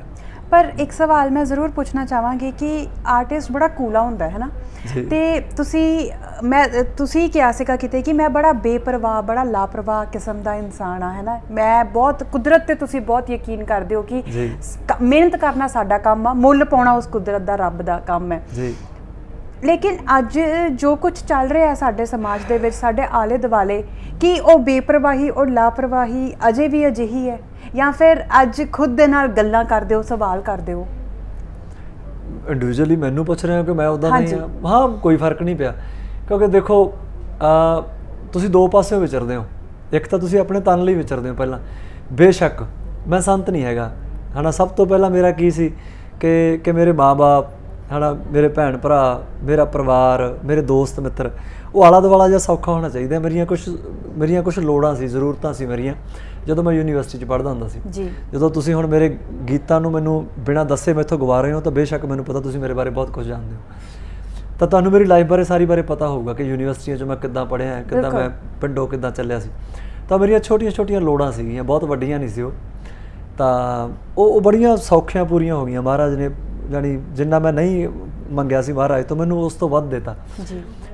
ਉਸ ਤੋਂ ਬਾਅਦ ਉਹ ਬੇਪਰਵਾਹੀ ਆਉਣੀ ਸੁਭਾਵਿਕ ਸੀ ਕਿ ਜਦੋਂ ਸਾਰੀਆਂ ਚੀਜ਼ਾਂ ਮੈਂ ਪ੍ਰੈਕਟੀਕਲੀ ਆਪਦੀਆਂ ਅੱਖਾਂ ਮੂਹਰੇ ਵਾਪਰਦੀਆਂ ਦੇਖੀਆਂ, ਆਪਣੇ ਆਪ ਨਾਲ ਵਾਪਰਦੀਆਂ ਦੇਖੀਆਂ। ਇੱਕ ਤਾਂ ਹੁੰਦਾ ਨਾ ਕਿ ਆਪਾਂ ਕਿਤਾਬਾਂ 'ਚ ਪੜ੍ਹਦੇ ਹਾਂ ਜਾਂ ਕਿਸੇ ਦੀ ਫਿਲਮ ਦੇਖਦੇ ਹਾਂ ਆਪਾਂ ਕਿ ਯਾਰ ਅੱਛਾ ਇੱਦਾਂ ਤਾਂ ਅਸੀਂ ਇੱਦਾਂ ਹੋਇਆ ਇਹਦੇ ਨਾਲ, ਅਤੇ ਮੇਰੇ ਨਾਲ ਤਾਂ ਆਪਣੇ ਨਾਲ ਸਾਰਾ ਕੁਛ ਉੱਦਾਂ ਹੋਇਆ, ਤੁਹਾਡੇ ਨਾਲ ਵੀ ਹੋਇਆ ਹੋਊਗਾ, ਹੈ ਨਾ, ਤੁਹਾਡੇ ਨਾਲ ਵੀ, ਤੁਹਾਡੀ ਵੀ ਇੱਕ ਜਰਨੀ ਹੈ। ਸੋ ਜਦੋਂ ਪ੍ਰੈਕਟੀਕਲੀ ਉਹ ਸਾਰੀਆਂ ਚੀਜ਼ਾਂ ਦੇਖ ਲਈਆਂ ਤਾਂ ਉਹ ਖੜ ਜੇ ਗਿਆ ਬਸ ਇੱਕ ਥਾਂ 'ਤੇ ਮਨ। ਹੁਣ ਤੁਹਾਡਾ ਇੱਕ ਸੁਪਨਾ ਸੀਗਾ, ਤੁਸੀਂ ਕਿਉਂਕਿ ਜ਼ਰੂਰਤਾਂ ਦੀ ਗੱਲ ਕੀਤੀ ਹੈ, ਤੁਹਾਡਾ ਸੁਪਨਾ ਸੀਗਾ ਜਦੋਂ ਤੁਸੀਂ ਆਪਦੇ ਹੀ ਬਾਪ ਨੂੰ 2 ਕਮਰੇ ਪਾ ਕੇ ਸਿਆਲਾਂ ਦੇ ਵਿੱਚ ਕੁੰਡੀਆਂ ਲਾਉਂਦੇ ਵੇਖਿਆ ਸੀਗਾ, ਤੇ ਤੁਹਾਡਾ ਮਨ ਭਰ ਗਿਆ ਸੀ ਉਸ ਵੇਲੇ ਕਿ ਮੈਂ ਮਤਲਬ ਇਹਨਾਂ ਦੇ ਸੁਪਨਿਆਂ ਨੂੰ ਪੂਰਾ ਕਰਨਾ। ਤੁਹਾਡਾ ਸੁਪਨਾ ਪੂਰਾ ਹੋ ਗਿਆ ਘਰ ਬਣਾਉਣ ਦਾ? ਜੀ ਬਿਲਕੁਲ ਘਰ ਬਣ ਗਿਆ ਸੀ ਪਿੰਡ, ਬਹੁਤ ਸੋਹਣਾ ਘਰ ਮਹਾਰਾਜ ਨੇ ਦਿੱਤਾ। ਤਾਂ ਹੁਣ ਤਾਂ ਅਸੀਂ ਇੱਥੇ ਮੁਹਾਲੀ ਵੀ ਘਰ ਬਣਾ ਰਹੇ ਹਾਂ। ਮੁਹਾਲੀ ਅਸਲ 'ਚ ਅਸੀਂ ਹੁਣ ਤੱਕ ਰਹਿੰਦੇ ਸੀ ਆਪਣਾ ਫਲੈਟ 'ਚ ਰਹਿੰਦੇ ਹਾਂ, ਫਿਲਹਾਲ ਹੁਣ ਵੀ ਰਹਿੰਦੇ ਹਾਂ। ਤਾਂ ਉਹ ਪਾਪਾ ਜੀ ਹੁਣ ਕਹਿੰਦੇ ਯਾਰ ਵੀ ਸਾਡਾ ਨਾ ਇੱਥੇ ਦਮ ਜਾ ਘੁੱਟਦਾ ਵੀ ਹੁਣ ਪਿੰਡਾਂ 'ਚ ਖੁੱਲ੍ਹੇ ਡੁੱਲੇ ਮਾਹੌਲ 'ਚ ਆਏ, ਤਾਂ ਹੁਣ ਅਸੀਂ ਇੱਥੇ ਰਲ ਮਿਲ ਕੇ ਸਾਰੇ ਘਰ ਬਣਾਉਣ ਲੱਗੇ, ਖੁੱਲ੍ਹਾ ਡੁੱਲਾ ਜਾਂ ਖੇਤਾਂ 'ਚ ਹੀ ਹੈ। ਕਿਆ ਬਾਤ ਹੈ। ਤਾਂ ਬਸ ਸਾਰਾ ਕੁਝ ਬਹੁਤ ਵਧੀਆ ਜੀ, ਮਹਾਰਾਜ ਬੰਨੀ ਹੋਣਾ, ਜਾਣੀ ਕਿਸੇ ਚੀਜ਼ ਦੀ ਕੋਈ ਹੈ ਨਹੀਂ ਤੋੜ ਜੀ। ਅਤੇ ਤਾਂ ਹੀ ਹੁਣ ਲੱਗਦਾ ਕਿ ਸਾਰਾ ਦਿਨ ਬੜਾ ਸੋਹਣਾ ਲੱਗਦਾ ਹੱਸਦਿਆਂ ਦਾ, ਗਾਉਂਦਿਆਂ ਦਾ, ਅਤੇ ਤਾਂ ਹੀ ਲੱਗਦਾ ਹੁੰਦਾ ਕਿ ਹੁਣ ਆਪਦੇ ਲਈ ਪਰਮਾਤਮਾ ਭਾਵੇਂ 100 'ਚੋਂ 1 ਦੇ ਦੇ, ਪਰ 99 ਹੁਣ ਲੱਗਦਾ ਹੁੰਦਾ ਕਿ ਪਰਿਵਾਰ ਹੈ ਮੇਰਾ ਸਾਰਾ, ਇਹ ਪੰਜਾਬ ਜੀ, ਸਾਰਾ ਆਵਾਮ ਮੇਰਾ ਪਰਿਵਾਰ ਹੈ। ਇਹਨਾਂ ਲਈ ਜੇ ਕੁਛ ਥੋੜ੍ਹਾ ਬਹੁਤਾ ਮਹਾਰਾਜ ਮੈਥੋਂ ਕਰਵਾ ਲੇ, ਕਿ ਇਹਨਾਂ ਵਰਗਾ ਬਣ ਕੇ ਕਰਵਾ ਲੇ ਅਤੇ ਇਹਨਾਂ ਦਾ ਬਣ ਕੇ ਕਰਵਾ ਲੇ, ਤਾਂ ਕੋਈ ਹੰਕਾਰ ਜਾਣਾ ਹੋਵੇ, ਕੋਈ ਮਾਣ ਜਾਣਾ ਹੋਵੇ ਉਸ ਚੀਜ਼ ਦਾ, ਕਿ ਬਸ ਕਿ ਸਾਰੀ ਉਮਰ ਜੀ ਬਸ ਐਂ ਲੰਘ ਜੇ ਕਿ ਇਹ ਪੰਜਾਬ ਮੇਰਾ ਪਰਿਵਾਰ ਹੈ। ਅਤੇ ਗੀਤਾਂ ਰਾਹੀਂ ਵੀ ਆਪਦੀ ਸੇਵਾ ਬੇਸ਼ੱਕ ਕਰਦਾ ਰਹੂੰਗਾ, ਪਰ ਨਾਲ ਬਸ ਇਹ ਹੈ ਕਿ ਫਿਜ਼ੀਕਲੀ ਵੀ ਮੈਂ ਲੋਕਾਂ ਨੂੰ ਮਿਲਦਾ ਰਹਾਂ, ਕੋਈ ਦੁੱਖ ਸੁੱਖ ਆਉਂਦਾ ਉਹਦੇ ਵਿੱਚ ਵੀ ਉਹਨਾਂ ਦਾ ਭਾਈਵਾਲ ਬਣ ਕੇ ਅਤੇ ਉਹਨਾਂ ਦੇ ਨਾਲ ਖੜਦਾ ਰਹਾਂ। ਬਸ ਹੁਣ ਇਹ ਚੀਜ਼ਾਂ ਜ਼ਰੂਰ ਲੱਗਦੀਆਂ ਕਿ ਮਨ ਨੂੰ ਕਰਨੀਆਂ ਚਾਹੀਦੀਆਂ। ਤੁਸੀਂ ਕੁਛ ਆਰਟਿਸਟ ਦੀ ਗੱਲ ਕੀਤੀ ਸੀ, ਤੁਹਾਡੀ ਇੱਕ ਗੱਲਬਾਤ ਦੇ ਥਰੂ ਮੈਨੂੰ ਪਤਾ ਲੱਗਿਆ ਸੀਗਾ ਕਿ ਜਦੋਂ ਘਰ ਦੇ ਹਾਲਾਤ ਬਹੁਤ ਤੰਗ ਸੀਗੇ ਅਤੇ ਤੁਸੀਂ ਦੀਪ ਢਿੱਲੋਂ ਜੋ ਕਿ ਗਾਇਕ ਨੇ ਉਹਨਾਂ ਤੋਂ ਵੀ ਮਦਦ ਲਈ ਸੀ ਫਾਈਨੈਂਸ਼ੀਅਲੀ, ਅੱਜ ਉਹ ਤੁਹਾਡੇ ਇਨ ਟੱਚ ਹੈਗੇ ਨੇ? ਬਿਲਕੁਲ, ਮੇਰਾ ਭਰਾ ਹੈ ਜੀ, ਮੇਰਾ ਭਰਾ ਸੀ। ਅਸੀਂ ਅਸਲ 'ਚ ਉਦੋਂ BA ਫਾਈਨਲ 'ਚ ਮੈਂ ਔਰ ਦੀਪ ਵੀਰ ਅਸੀਂ ਇਕੱਠੇ ਪੜ੍ਹੇ ਜੀ। ਤਾਂ ਫਿਰ ਉਹ BA ਤੋਂ ਬਾਅਦ ਫਿਰ ਤੁਹਾਨੂੰ ਪਤਾ ਰਿਜ਼ਲਟ ਆਉਣ ਤੱਕ ਟਾਈਮ ਹੁੰਦਾ ਸਾਡੇ ਕੋਲ, ਯੂਨੀਵਰਸਿਟੀ ਤੱਕ ਆਉਣ ਤੋਂ ਪਹਿਲਾਂ। ਫਿਰ ਉਦੋਂ ਉਹ ਟੇਪ ਆਉਣੀ ਸੀ ਦੀਪ ਦੀ ਬਾਈ ਦੀ ਪਹਿਲੀ ਟੇਪ। ਫਿਰ ਅਸੀਂ ਬਠਿੰਡੇ ਭਾਗੂ ਰੋਡ 'ਤੇ ਰਹਿੰਦੇ ਹੁੰਦੇ ਸੀ, ਤਾਂ ਉੱਥੇ ਅਸੀਂ ਫਿਰ ਰਿਹਰਸਲਾਂ ਕਰਦੇ ਸੀ ਉਹਦੀ ਟੇਪ ਦੀਆਂ ਪਹਿਲੀ ਦੀਆਂ ਤਿਆਰੀਆਂ ਕਰਦਾ ਬਸ। ਤਾਂ ਵੀਰ ਹੋਣੀ ਫਿਰ ਆਪਣੇ ਪ੍ਰੋਫੈਸ਼ਨਲ ਲਾਈਨ 'ਚ ਲੰਘ ਗਏ ਸੀ ਅਤੇ ਮੈਂ ਯੂਨੀਵਰਸਿਟੀ ਪੜ੍ਹਾਈ ਕਰਨ ਆ ਗਿਆ ਸੀ। ਪਰ ਹੁਣ ਵੀ ਪਰਿਵਾਰਾਂ ਦਾ ਉਸੇ ਤਰ੍ਹਾਂ ਰਸੂਖ ਬਣਿਆ ਹੋਇਆ। ਹੁਣ ਵੀਰ ਹੋਣੀ ਕੈਨੇਡਾ ਸ਼ਿਫਟ ਹੋ ਗਏ, ਤਾਂ ਉੱਥੋਂ ਆਪਦਾ ਗਾਣੇ ਕਰਦੇ ਰਹਿੰਦੇ ਜੀ। ਅੱਛਾ, ਅੱਜ ਤੁਸੀਂ ਮਾਂ ਬਾਪ ਨੂੰ ਲੈ ਕੇ ਹਮੇਸ਼ਾ ਪ੍ਰਾਇੋਰਟੀ 'ਤੇ ਰੱਖਦੇ ਹੋ ਕਿ ਉਹਨਾਂ ਦੇ ਸੁਪਨੇ, ਉਹਨਾਂ ਦੀ ਖੁਸ਼ੀਆਂ ਕੋਈ ਰਹਿ ਗਈ ਹੈ ਦਿਲ 'ਚ, ਕੋਈ ਰੀਝ? ਨਹੀਂ, ਮੈਨੂੰ ਨਹੀਂ ਲੱਗਦਾ। ਅਤੇ ਜੇ ਮੰਨ ਲਓ ਉਹਨਾਂ ਦੇ ਮਨ 'ਚ ਕੋਈ ਹੋਊਗੀ ਵੀ ਤਾਂ ਹੁਣ, ਤਾਂ ਇਹ ਉਹਨਾਂ ਦੀ ਮਾੜੀ ਗੱਲ ਹੋਊਗੀ। ਦੂਜਾ ਤੁਸੀਂ ਪਰਿਵਾਰ ਕਿਹਾ ਕਿ ਪੰਜਾਬ ਤੁਹਾਡਾ ਪੂਰਾ ਹੈ ਨਾ, ਪੂਰਾ ਪੰਜਾਬ ਤੁਹਾਡਾ ਪਰਿਵਾਰ ਹੈ ਔਰ ਅਸੀਂ ਵੇਖ ਰਹੇ ਹਾਂ ਕਿ ਜਦੋਂ ਤੋਂ ਕਿਸਾਨਾਂ ਦੀ ਸਮੱਸਿਆ ਸ਼ੁਰੂ ਹੋਈ ਹੈ, ਜਦੋਂ ਤੋਂ ਉਹਨਾਂ ਦਾ ਸੰਘਰਸ਼, ਉਹਨਾਂ ਦਾ ਅੰਦੋਲਨ ਸ਼ੁਰੂ ਹੋਇਆ ਆਪਣੇ ਹੱਕ ਦੇ ਲਈ, ਤੁਸੀਂ ਪਹਿਲੇ ਦਿਨ ਤੋਂ ਉਹਨਾਂ ਦੇ ਨਾਲ ਖੜੇ ਹੋ, ਹੈ ਨਾ, ਤੁਸੀਂ ਉਹਨਾਂ ਦੇ ਉਤਸ਼ਾਹ ਦੇ ਲਈ ਜਾਂਦੇ ਹੋ, ਤੁਸੀਂ ਉੱਥੇ ਉਹਨਾਂ ਲਈ ਗਾਉਂਦੇ ਹੋ। ਪਰ ਮੈਂ ਜ਼ਰੂਰ ਜਾਣਨਾ ਚਾਹਾਂਗੀ ਕਿ ਕੰਵਰ ਜੀ, ਸਾਡੇ ਜਿਹੜੇ ਮੌਜੂਦਾ ਹਾਲਾਤ ਚੱਲ ਰਹੇ ਨੇ, ਇਸ ਨੂੰ ਲੈ ਕੇ ਤੁਹਾਡਾ ਨਜ਼ਰੀਆ ਕੀ ਕਹਿੰਦਾ ਹੈ? ਕਿਉਂਕਿ ਬਹੁਤ ਥਾਂ 'ਤੇ ਕਲਾਕਾਰ ਖੜੇ ਵੀ ਨੇ, ਸਾਥ ਵੀ ਦਿੱਤਾ ਹੈ, ਬਹੁਤ ਜਗ੍ਹਾ 'ਤੇ ਕਿਸਾਨਾਂ ਨੂੰ ਅੱਜ ਇਹ ਵੀ ਸ਼ਿਕਾਇਤ ਹੈ ਕਿ ਸਾਥ ਨਹੀਂ ਦੇ ਰਹੇ ਨੇ, ਪਰ ਤੁਸੀਂ ਇੱਕ ਬਤੌਰ ਇਨਸਾਨ ਜਿਨ੍ਹਾਂ ਨੇ ਉਹ ਪੂਰੀ ਜਰਨੀ ਹੰਢਾਈ ਹੈ, ਤੁਸੀਂ ਕਿਸ ਨਜ਼ਰੀਏ ਦੇ ਨਾਲ ਇਸ ਚੀਜ਼ ਨੂੰ ਰੱਖਦੇ ਹੋ? ਤੁਹਾਡਾ ਪੱਖ ਕੀ ਹੈ ਅੱਜ? ਦੇਖੋ, ਸਭ ਤੋਂ ਪਹਿਲਾਂ ਤਾਂ ਮੈਂ ਇਸ ਇੰਡਸਟਰੀ ਦਾ, ਆਪਾਂ ਦੋਵੇਂ ਇਸ ਇੰਡਸਟਰੀ ਦੇ, ਬਿਲਕੁਲ, ਕਿ ਇੰਡਸਟਰੀ ਨੇ ਸਾਥ ਦਿੱਤਾ ਹੈ। ਉਹ ਭਾਵੇਂ ਗਵਈਏ ਸੀ, ਭਾਵੇਂ ਫਿਲਮਾਂ ਵਾਲੇ, ਇਸ ਗੱਲ ਤੋਂ ਨਹੀਂ ਮੁੱਕਰ ਸਕਦੇ। ਬਾਕੀ ਇੱਦਾਂ ਦੋਸਤਾ, ਹਰ ਇੱਕ ਦੀ ਨਾ ਜ਼ਿੰਦਗੀ ਹੈ, ਤੇ ਮਹਾਰਾਜ ਨੇ ਜੀ ਤੋਂ ਜਿੰਨਾ ਕਰਵਾਉਣਾ ਹੈ ਨਾ ਉਹਨਾਂ ਕਰਵਾ ਲੈਣਾ, ਔਰ ਜਿੱਥੇ ਨਹੀਂ ਕਰਵਾਉਣਾ ਉਹਨੇ ਨਹੀਂ ਕਰਵਾਉਣਾ, ਕਿਉਂਕਿ ਸਾਰਾ ਕੁਛ ਆਹ ਥਾਟ ਪ੍ਰੋਸੈਸ ਹੈ ਇੱਕ, ਹੈ ਨਾ। ਜੇ ਹੁਣ ਮਨ 'ਚ ਆਇਆ ਸੀ ਨਾ ਕਿ ਅੱਜ ਟੇਪ ਆਉਣੀ ਹੈ, ਤਾਂ ਮੈਂ ਰੋਜ਼ਾਨਾ ਸਪੋਕਸਮੈਨ 'ਤੇ ਜਾਣਾ ਹੈ, ਤਾਂ ਮੈਂ ਇੰਟਰਵਿਊ ਕਰਨੀ ਹੈ, ਮੈਂ ਉਹਨਾਂ ਨੂੰ ਬੇਨਤੀ ਕਰਨੀ ਹੈ ਕਿ 20 ਮਿੰਟ ਮੈਂ ਤੁਹਾਡੇ ਚੈਨਲ 'ਤੇ ਆ ਕੇ ਆਪਣੀ ਇਸ ਐਲਬਮ ਨੂੰ ਪ੍ਰਮੋਟ ਕਰਨਾ ਚਾਹੁੰਦਾ। ਤਾਂ ਉਹ ਮੇਰਾ ਇੱਕ ਥਾਟ ਸੀ ਨਾ, ਮੈਂ ਆਪਣੇ ਭਰਾ ਨੂੰ ਕਿਹਾ ਕਿ ਉਹਨਾਂ ਨਾਲ ਗੱਲ ਕਰੋ, ਆਪਾਂ ਜਾ ਕੇ ਆਉਣੇ।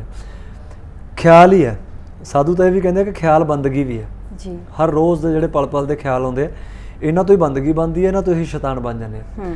ਸੋ ਇੰਡਸਟਰੀ ਨੇ ਬਹੁਤ ਸਾਰਾ ਸਾਥ ਦਿੱਤਾ ਹੈ। ਬਾਕੀ ਸਾਰਿਆਂ ਦੇ ਆਪਣੇ ਆਪਣੇ ਰੁਝੇਵੇਂ, ਆਪਣੇ ਆਪਣੇ ਪਰਿਵਾਰ ਹੈ, ਜੀ ਤੋਂ ਜਿੰਨਾ ਸਰਿਆ ਉਹਨਾਂ ਕੀਤਾ। ਬਾਕੀ ਜਿਹੜੇ ਮੌਜੂਦਾ ਹਾਲਾਤਾਂ ਦੀ ਗੱਲ ਹੈ,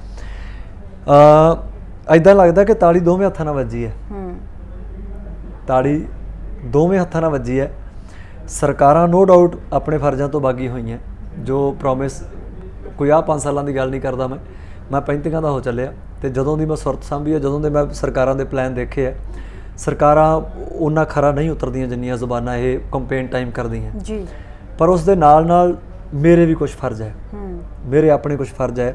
ਜੇ ਮੈਂ ਕਿਸਾਨ ਹੈ ਤਾਂ ਐਗਰੀਕਲਚਰ ਨੂੰ ਲੈ ਕੇ ਮੇਰੇ ਅੰਦਰ ਉਹ ਪੜ੍ਹਾਈ, ਉਹ ਐਜੂਕੇਸ਼ਨ ਹੋਣੀ ਬਹੁਤ ਜ਼ਰੂਰੀ ਹੈ। ਜਿਵੇਂ ਜਿਵੇਂ ਅਸੀਂ ਟੈਕਨੋਲੋਜੀ ਵਾਲੇ ਪਾਸੇ, ਡਿਜੀਟਲੀ ਜਾਂ ਹੋਰ ਐਡਵਾਂਸ ਹੋ ਰਹੇ ਹਾਂ, ਹੈ ਨਾ, ਅਸੀਂ ਸਾਰੇ ਪਾਸੇ ਐਡਵਾਂਸ ਹੋਏ ਹਾਂ। ਅਸੀਂ ਪੰਜਾਬ ਵਾਲੇ ਹੁਣ ਇਹ ਨਹੀਂ ਕਹਿ ਸਕਦੇ ਕਿ ਅਸੀਂ ਪਹਿਲਾਂ ਵਾਂਗੂ ਵੀ ਲਾਣੇਦਾਰ ਇੱਕ ਜਾਂਦਾ ਹੈ ਅਤੇ ਸਾਰੇ ਟੱਬਰ ਦੇ ਕੱਪੜੇ ਇੱਕੇ ਥਾਂ 'ਚੋਂ ਪੜਵਾ ਕੇ ਲਿਆਇਆ ਅਤੇ ਟੱਬਰ ਦਾ ਕੋਈ ਬੰਦਾ ਆਰਗੂਮੈਂਟ ਨਹੀਂ ਕਰ ਰਿਹਾ ਜੀ। ਹੁਣ ਪੰਜਾਬ ਉਹ ਨਹੀਂ ਹੈ ਕਿ ਅਸੀਂ 2 ਪ੍ਰਸ਼ਾਦਿਆਂ 'ਤੇ ਅੰਬ ਦਾ ਅਚਾਰ ਰੱਖ ਕੇ ਖਾਣ ਵਾਲੇ, ਅਸੀਂ ਹੁਣ ਨਹੀਂ, ਉਹ ਨਹੀਂ ਰਹਿ ਗਏ। ਹੁਣ ਪੰਜਾਬ ਉਹ ਨਹੀਂ ਰਹਿ ਗਿਆ ਕਿ ਇੱਕ ਕੱਚਾ ਜਿਹਾ ਘਰ ਹੈ ਅਤੇ ਇੱਕ ਸੁਭਾਅ ਦੇ ਵਿੱਚ ਹੀ 15-15, 20-20 ਜਾਣੇ ਪਏ ਹੈ। ਸਰਦੀਆਂ 'ਚੋਂ ਠੰਡੀ ਹੋ ਜਾਂਦੀ ਹੈ ਅਤੇ ਆਪਣਾ ਗਰਮ ਹੋ ਜਾਂਦੀ ਹੈ, ਅਤੇ ਗਰਮੀਆਂ 'ਚ ਠੰਡੀ ਹੋ ਜਾਂਦੀ ਹੈ। ਹੁਣ ਅਸੀਂ ਉਹ ਨਹੀਂ ਹੈਗੇ, ਹੁਣ ਅਸੀਂ ਗੱਡਿਆਂ 'ਤੇ ਜਾਣ ਵਾਲੇ ਲੋਕ ਨਹੀਂ ਰਹਿ ਗਏ, ਹੁਣ ਅਸੀਂ ਪੈਦਲ 25 ਕਿਲੋਮੀਟਰ ਤੁਰਨ ਵਾਲੇ ਲੋਕ ਨਹੀਂ, ਹੁਣ ਸਹੁਰਿਆਂ ਨੂੰ ਅਸੀਂ ਪੈਦਲ ਜਾਂ ਸਾਈਕਲ 'ਤੇ ਜਾਣ ਵਾਲੇ ਲੋਕ ਨਹੀਂ ਹਾਂ। ਹੁਣ ਸਾਡੀਆਂ ਵੀ ਇੱਛਾਵਾਂ ਬਹੁਤ ਵੱਧ ਗਈਆਂ, ਹੁਣ ਸਾਨੂੰ ਮਹਿਲਾਂ ਦੀ ਇੱਛਾ ਹੋ ਗਈ ਹੈ, ਹੁਣ ਸਾਨੂੰ ਮਹਿੰਗੇ ਕੱਪੜਿਆਂ ਦੀ ਇੱਛਾ ਹੋ ਗਈ, ਹੁਣ ਸਾਨੂੰ ਚੰਡੀਗੜ੍ਹ ਵਰਗੇ ਸ਼ਹਿਰਾਂ ਦੇ ਵਿੱਚ 5-5 ਹਜ਼ਾਰ ਦੇ ਬਿੱਲ ਪਾੜਨ ਦੀ ਇੱਛਾ ਹੋ ਗਈ ਰੈਸਟੋਰੈਂਟਾਂ 'ਚ ਖਾਣਿਆਂ ਦੀ, ਹੁਣ ਸਾਨੂੰ 50-50 ਲੱਖ ਕਰੋੜ ਰੁਪਈਆ ਵਿਆਹਾਂ 'ਤੇ ਲਾਉਣ ਦੀ ਇੱਛਾ ਹੋ ਗਈ। ਹੁਣ ਇਵਨ ਕਿ ਸਾਡੇ ਜਦੋਂ ਘਰਾਂ 'ਚ ਕੋਈ ਮਰਗਤ ਵੀ ਹੁੰਦੀ ਹੈ, ਸਾਡੇ ਬਜ਼ੁਰਗਾਂ ਦੇ ਭੋਗਾਂ 'ਤੇ ਵੀ ਅਸੀਂ 10-10, 15-15 ਲੱਖ ਰੁਪਈਆ ਲਾਉਣ ਦੇ ਇੱਛੁਕ ਹੋ ਗਏ। ਸੋ ਇਸ ਕਰਕੇ ਤਾੜੀ ਦੋਵੇਂ ਹੱਥਾਂ ਨਾਲ ਵੱਜੀ ਹੈ। ਜਿਸ ਤਰ੍ਹਾਂ ਦਾ ਅਸੀਂ ਕੁਦਰਤ ਦਾ ਘਾਣ ਕੀਤਾ ਹੈ, ਅਸੀਂ ਹਰ ਰੋਜ਼ ਪੜ੍ਹਦੇ ਹਾਂ ਵੀਰ, ਪਵਨ ਗੁਰੂ, ਪਾਣੀ ਪਿਤਾ, ਮਾਤਾ ਧਰਤ ਮਹੱਤ, ਕਿੱਡਾ ਵੱਡਾ ਕਨਸੈਪਟ ਹੈ। ਕਿਤੇ ਨਾ ਕਿਤੇ ਸਾਡੇ ਤਨ ਔਰ ਮਨ, ਸਾਡੇ ਆਬੋ ਹਵਾ ਨਾਲ, ਸਾਡੇ ਵਾਯੂਮੰਡਲ ਨਾਲ, ਸਾਡੇ ਬ੍ਰਹਿਮੰਡ ਨਾਲ ਰਿਲੇਟ ਚੀਜ਼ ਹੈ ਇਹ ਜਿਹੜੀਆਂ ਪੰਕਤੀਆਂ, ਛੋਟੀ ਜਿਹੀ ਗੱਲ ਨਹੀਂ ਹੈ। ਤਾਂ ਇਸ ਚੀਜ਼ ਨੂੰ ਅਸੀਂ ਕਹਿ ਦਿੰਦੇ ਹਾਂ ਕਿ ਸਰਕਾਰਾਂ ਨੇ ਆ ਸੜਕ ਬਣਾਈ ਅਤੇ ਸੜਕ ਦੇ ਦੋਨੇ ਪਾਸੇ ਦਰਖਤ ਕੱਟਤੇ, ਬੇਸ਼ੱਕ ਕੱਟਤੇ, ਕੀ ਅਸੀਂ ਨਹੀਂ ਕੱਟੇ, ਔਰ ਅਸੀਂ ਕਿੰਨੇ ਕੁ ਲਾਏ। ਸੋ ਮੈਨੂੰ ਲੱਗਦਾ ਕਿ ਤਾੜੀ ਦੋਵੇਂ ਹੱਥਾਂ ਨਾਲ ਵੱਜੀ ਹੈ। ਸੋ ਇਸ ਕਰਕੇ ਹੁਣ ਜਿਵੇਂ ਆ ਕੰਪੇਨ ਸ਼ੁਰੂ ਹੋਣ ਵਾਲੀ ਹੈ, 2022 ਦੀਆਂ ਇਲੈਕਸ਼ਨਾਂ ਨੇੜੇ ਹੈ, ਅੱਜ ਕੱਲ੍ਹ ਸਾਡੇ ਸ਼ੋਅ ਸਟਾਰਟ ਹੋ ਗਿਆ, ਤਾਂ ਮੈਂ ਓਪਨਲੀ ਸਾਰਿਆਂ ਲੋਕਾਂ ਨੂੰ ਕਹਿਣਾ ਕਿ ਵਿਰੋਧ ਕਰਨ ਦੀ ਬਜਾਏ ਅਸੀਂ ਟੇਬਲ ਟਾਕ ਕਰੀਏ, ਅਸੀਂ ਸੱਥਾਂ 'ਚ ਬਹਿ ਕੇ ਸਾਡੇ ਲੀਡਰਾਂ ਦੇ ਨਾਲ ਗੱਲਬਾਤ ਕਰੀਏ, ਪਰ ਐਜੂਕੇਟ ਹੋ ਕੇ ਕਰੀਏ।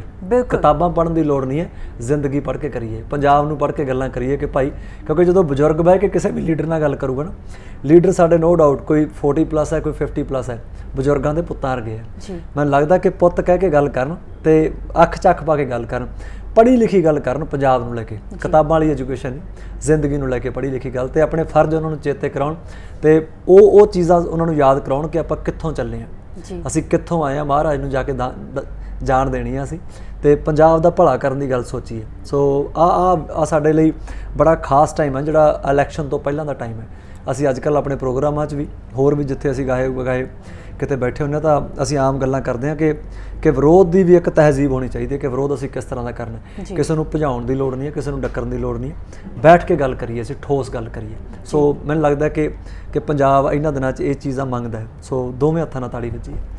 ਜੇ ਤੁਹਾਨੂੰ ਲੱਗਦਾ ਹੈ ਕਿ ਬਹਿ ਕੇ ਗੱਲ ਹੋਣੀ ਚਾਹੀਦੀ ਹੈ ਔਰ ਜੇ ਅਜਿਹਾ ਹੋਏ ਤਾਂ ਸ਼ਾਇਦ ਬਹੁਤ ਕੁਝ ਸੰਭਲ ਸਕਦਾ ਹੈ ਹਜੇ ਵੀ। ਪਰ ਤੁਸੀਂ ਪੰਜਾਬ ਦੀ ਗੱਲ ਕੀਤੀ, ਪੰਜਾਬ ਦੇ ਯੂਥ ਦੀ ਆਪਾਂ ਜੇਕਰ ਗੱਲ ਕਰੀਏ, ਤੁਹਾਨੂੰ ਨਹੀਂ ਲੱਗਦਾ ਵੀਰੇ ਕਿ ਇੱਕ ਦੌਰ ਸੀਗਾ ਜਦੋਂ ਗੀਤ ਸੰਗੀਤ ਦੇ ਜ਼ਰੀਏ ਸੱਭਿਆਚਾਰ ਨੂੰ ਪਰੋਸਿਆ ਜਾਂਦਾ ਸੀ? ਸਾਡੀ ਲੋਕ ਕਥਾਵਾਂ ਦੀ ਗੱਲ ਕਰੀਏ, ਅਸੀਂ ਯੋਧਿਆਂ ਦੀ ਗੱਲ ਕਰੀਏ, ਜਾਂ ਅਸੀਂ ਮਤਲਬ ਕਿ ਵੀਰਾਂ ਹੈ ਨਾ, ਵੀਰ ਜਵਾਨ ਜਿਹੜੇ ਹੁੰਦੇ ਸੀ ਉਹਨਾਂ ਦੀ ਗੱਲ ਕਰੀਏ, ਉਹਨਾਂ ਨੂੰ ਪਰੋਸਿਆ ਜਾਂਦਾ ਸੀਗਾ। ਜਦ ਕਿ ਅੱਜ ਜਿਹੜਾ ਕਲਾਕਾਰ ਹੈ ਉਹ ਆਪਣੀਆਂ ਹੀ ਕਥਾਵਾਂ ਗਾਉਂਦਾ ਹੈ ਔਰ ਫਿਰ ਪੇਰੈਂਟਸ ਦਾ ਜਾਂ ਯੂਥ ਦਾ ਕਹਿਣਾ ਇਹ ਹੈ ਕਿ ਅਸੀਂ ਰਸਤੇ ਤੋਂ ਭਟਕਣ ਦੀ ਵਜ੍ਹਾ ਸਾਡੀ ਇਨਫਲੂਐਂਸਿੰਗ ਗਾਣਿਆਂ ਤੋਂ ਹੋ ਰਹੀ ਹੈ, ਕਿਉਂਕਿ ਉਹਨਾਂ ਦੇ ਵਿੱਚ ਜੋ ਦੱਸਿਆ ਜਾਂਦਾ ਅਸੀਂ ਉਹਨੂੰ ਹੀ ਅਡੋਪਟ ਕਰ ਰਹੇ ਹਾਂ। ਸੋ ਇਹਦੇ ਕਰਕੇ ਤੇ ਸਾਡਾ ਯੂਥ ਆਲਰੇਡੀ ਬਹੁਤ ਇਨਸਿਕਿਉਰ ਹੈ। ਦੇਖ ਦੋਸਤਾ, ਆ ਮੇਰੇ ਕੋਲ ਚਾਹ ਪੀਂਦਾ ਪੀਂਦਾ ਮੈਂ ਤੁਹਾਡੇ ਕੋਲ ਆਇਆ। ਇੱਕ ਤਾਂ ਚਾਹ ਦਾ ਕੱਪ ਹੈ ਹੈ ਨਾ, ਇਹਦੇ 'ਚ ਦੁੱਧ ਵੀ ਹੈ। ਇੱਕ ਇੱਥੇ ਲਿਆ ਕੇ ਨਾ ਤੁਸੀਂ ਕਿਸੇ ਤੋਂ ਮੰਗਵਾ ਲਓ, ਇੱਥੇ ਜ਼ਹਿਰ ਦਾ ਕੱਪ ਰੱਖ ਦਿਓ ਹੈ ਨਾ। ਹੁਣ ਤੁਸੀਂ ਦੋਨੇ ਕੱਪਾਂ 'ਚੋਂ ਮੈਨੂੰ ਪੇਸ਼ਕਸ਼ ਕਰੋਗੇ ਕਿ ਵੀਰ ਮੇਰਾ ਤੂੰ ਇਹਨਾਂ ਦੋਨਾਂ 'ਚ ਕਿਹੜਾ ਚੱਕੇਗਾ, ਤਾਂ ਮੈਂ ਆਹ ਚੱਕੂੰਗਾ ਜਿਹਦੇ 'ਚ ਦੁੱਧ ਹੈ ਜੀ, ਹੈ ਨਾ। ਸੋ ਜ਼ਿੰਦਗੀ 'ਚ ਕੋਈ ਵੀ ਕੰਟੈਂਟ ਹੈ ਜੋ ਇੱਕ ਪ੍ਰੋਡਕਟ ਬਣ ਕੇ ਆਉਂਦਾ ਸਾਡੇ ਸਾਹਮਣੇ ਹੈ ਨਾ, ਉਹਨਾਂ ਵਿੱਚੋਂ ਪ੍ਰੋਡਕਟ ਬਣ ਕੇ ਸਾਡਾ ਗਾਉਣ ਵਜਾਉਣ ਵੀ ਹੈ ਹੈ ਨਾ। ਇਹ ਪੋਸੀਬਲ ਹੀ ਨਹੀਂ ਹੈ। ਚੰਗੇ ਪੱਤਰਕਾਰ, ਮਾੜੇ ਪੱਤਰਕਾਰ, ਚੰਗਾ ਗਵਈਆ, ਮਾੜਾ ਗਵਈਆ, ਚੰਗਾ ਫਿਲਮ ਮੇਕਰ, ਮਾੜਾ ਫਿਲਮ ਮੇਕਰ, ਚੰਗਾ ਪੋਲੀਟੀਸ਼ੀਅਨ, ਮਾੜਾ ਪੋਲੀਟੀਸ਼ੀਅਨ, ਚੰਗਾ ਬਾਬਾ, ਮਾੜਾ ਬਾਬਾ, ਹੈ ਚੰਗਾ ਕਿਸਾਨ, ਮਾੜਾ ਕਿਸਾਨ, ਚੰਗਾ ਦਰਜੀ, ਮਾੜਾ ਦਰਜੀ। ਕੋਈ ਵੀ ਕੰਮ ਲਓ ਤੁਸੀਂ ਜ਼ਿੰਦਗੀ 'ਚ, ਸਾਰੇ ਪਾਸੇ ਇਹੀ ਤਾਂ ਜ਼ਿੰਦਗੀ ਹੈ। ਜੇ ਸਾਰਾ ਕੁਛ ਸਾਧਾਂ ਦਾ ਹੀ ਮਸਤਾਂ ਦਾ ਹੀ ਵਿਹੜਾ ਹੋ ਜੇ ਫਿਰ ਤਾਂ ਚਰਚਾ ਹੀ ਨਹੀਂ ਕੋਈ ਹੈਗੀ। ਚਰਚਾ ਕਿਉਂ ਬਣੀ? ਕਿਉਂਕਿ ਸਮਾਜ ਹੈ, ਨਹੀਂ ਤਾਂ ਸਾਰੇ ਚੁੱਪ ਹੈ। ਫਿਰ ਤਾਂ ਜਿਵੇਂ ਸਾਧੂ ਹੈ, ਜਾਣੀ ਘੰਟਿਆਂ ਬੱਧੀ ਚੁੱਪ ਬੈਠੇ ਰਹਿੰਦੇ ਹੁੰਦੇ, ਕੋਈ ਗੱਲ ਹੀ ਨਹੀਂ ਕਰਦੇ। ਉਹ ਸਮਾਜ ਡਿਸਕਸ਼ਨ ਆ ਮੀਡੀਆ ਹੈ ਕਿਉਂ ਬਣਿਆ ਇਹ? ਤਾਂ ਚੰਗੇ ਨੂੰ ਚੰਗਾ ਕਹਿਣ ਲਈ, ਮਾੜੇ ਨੂੰ ਮਾੜਾ ਕਹਿਣ ਦੇ ਲਈ। ਸੋ ਇਹ ਤਾਂ ਸਮਾਜ ਦਾ ਅੰਗ ਹੈ, ਇਹ ਤਾਂ ਬੇਸ਼ੱਕ ਨਾਲ ਨਾਲ ਚੱਲਣੇ ਹੈ। ਪਰ ਰੌਲਾ ਇਹ ਹੈ ਕਿ ਸਾਡੇ ਸਮਾਜ 'ਤੇ ਹੈ ਕਿ ਅਸੀਂ ਕੀ ਸੁਣਨਾ। ਸਾਡੇ ਨੌਜਵਾਨ ਹੈ, ਦੇਖੋ ਨਾ, ਆਪਾਂ ਦੋਵੇਂ ਜਿਸ ਦਿਨ ਮਾਂ ਦੀ ਕੁੱਖ 'ਚੋਂ ਆਏ ਸੀ ਤਾਂ ਗੁਰਬਾਣੀ ਇਸ ਗੱਲ ਦੀ ਗਵਾਹੀ ਭਰਦੀ ਹੈ, ਅਸੀਂ 100% ਐਕਟੀਵੇਟ ਸੀ, ਜਾਣੀ ਬਾਬੇ ਨਾਨਕ ਵਰਗੇ ਸੀ ਆਪਾਂ ਦੋਵੇਂ। ਹੌਲੀ ਹੌਲੀ ਅੱਜ ਨਾਸਾ ਕਹਿੰਦਾ ਕਿ ਤੁਸੀਂ 98% ਬਲੌਕ ਪਏ ਹੋ, 2% ਐਕਟੀਵੇਟ ਹੋ। ਇਹੋ ਜਿਹਾ ਸਾਡਾ 30-35 ਸਾਲਾਂ ਦੀ ਉਮਰ 'ਚ ਕੀ ਘਟਿਆ ਸਾਡੀ ਜ਼ਿੰਦਗੀ 'ਚ? ਆਪਾਂ ਕਿਸੇ ਹੋਰ ਦੀ ਗੱਲ ਨਹੀਂ ਕਰਦੇ, ਆਪਾਂ ਦੋਵਾਂ ਦੀ ਗੱਲ ਕਰਦੇ ਹਾਂ। ਇਹੋ ਜਿਹਾ 30-35 ਸਾਲਾਂ 'ਚ ਕੀ ਘਟ ਗਿਆ ਕਿ ਅਸੀਂ 2% ਹੀ ਰਹਿ ਗਏ? ਆਹੀ ਸਾਰੀਆਂ ਚੀਜ਼ਾਂ ਜਿਨ੍ਹਾਂ ਨੂੰ ਅਸੀਂ ਓਬਜ਼ਰਵ ਕੀਤਾ ਹੈ ਨਾ, ਜਿਨ੍ਹਾਂ ਚੀਜ਼ਾਂ ਨੂੰ ਅਸੀਂ ਅਪਣਾਇਆ। ਸੋ ਇੱਥੇ ਲੋੜ ਹੈ ਸਾਨੂੰ ਹੈ ਨਾ, ਕਿ ਸਭ ਤੋਂ ਪਹਿਲੀ ਜ਼ਿੰਮੇਵਾਰੀ ਹੈ ਸਾਡੇ ਮਾਂ-ਬਾਪ ਦੀ ਹੈ ਨਾ। ਜਦੋਂ ਉਸ ਤਰ੍ਹਾਂ ਦੀ ਇੱਕ ਭਾਗਾਂ ਵਾਲੀ ਕੁੱਖ ਮਿਲਦੀ ਹੈ ਕਿਸੇ ਪੁੱਤ ਨੂੰ ਜਾਂ ਕਿਸੇ ਧੀ ਨੂੰ, ਤਾਂ ਮਾਂ-ਬਾਪ ਦਾ ਫਰਜ਼ ਬਣਦਾ ਕਿ ਪਹਿਲੇ ਜਿਹੜੇ 7-8-10 ਸਾਲ ਹੈ ਪਰਵਰਿਸ਼ ਕਿੱਦਾਂ ਦੀ ਹੋਣੀ ਚਾਹੀਦੀ ਹੈ ਨਾ। ਜੇ ਹਿੰਦੂ ਦੇ ਘਰੇ ਆ ਤਾਂ ਸਲੋਕਾਂ ਨਾਲ ਜੁੜਿਆ ਰਹੇ ਬੱਚਾ, ਜੇ ਕਿਸੇ ਸਿੱਖ ਦੇ ਘਰੇ ਆ ਤਾਂ ਗੁਰਬਾਣੀ ਨਾਲ ਜੁੜਿਆ ਰਹੇ, ਜੇ ਕਿਸੇ ਮੁਸਲਮਾਨ ਦੇ ਘਰੇ ਆ ਤਾਂ ਕੁਰਾਨ ਦੀਆਂ ਨਾਇਤਾਂ ਨਾਲ ਜੁੜਿਆ ਰਹੇ ਹੈ ਨਾ। ਉਹ ਕਨਸੈਪਟ ਸਾਨੂੰ ਸਾਰਾ ਸਮਝ ਆਵੇ ਕਿ ਗੁਰਦੁਆਰੇ ਮੰਦਰਾਂ ਮਸੀਤਾਂ ਦਾ ਕੀ ਮਕਸਦ ਕੀ ਹੈ, ਸਾਡਾ ਸਮਾਜ 'ਚ ਅਸੀਂ ਕਿਸ ਤਰ੍ਹਾਂ ਵਿਚਰਨਾ।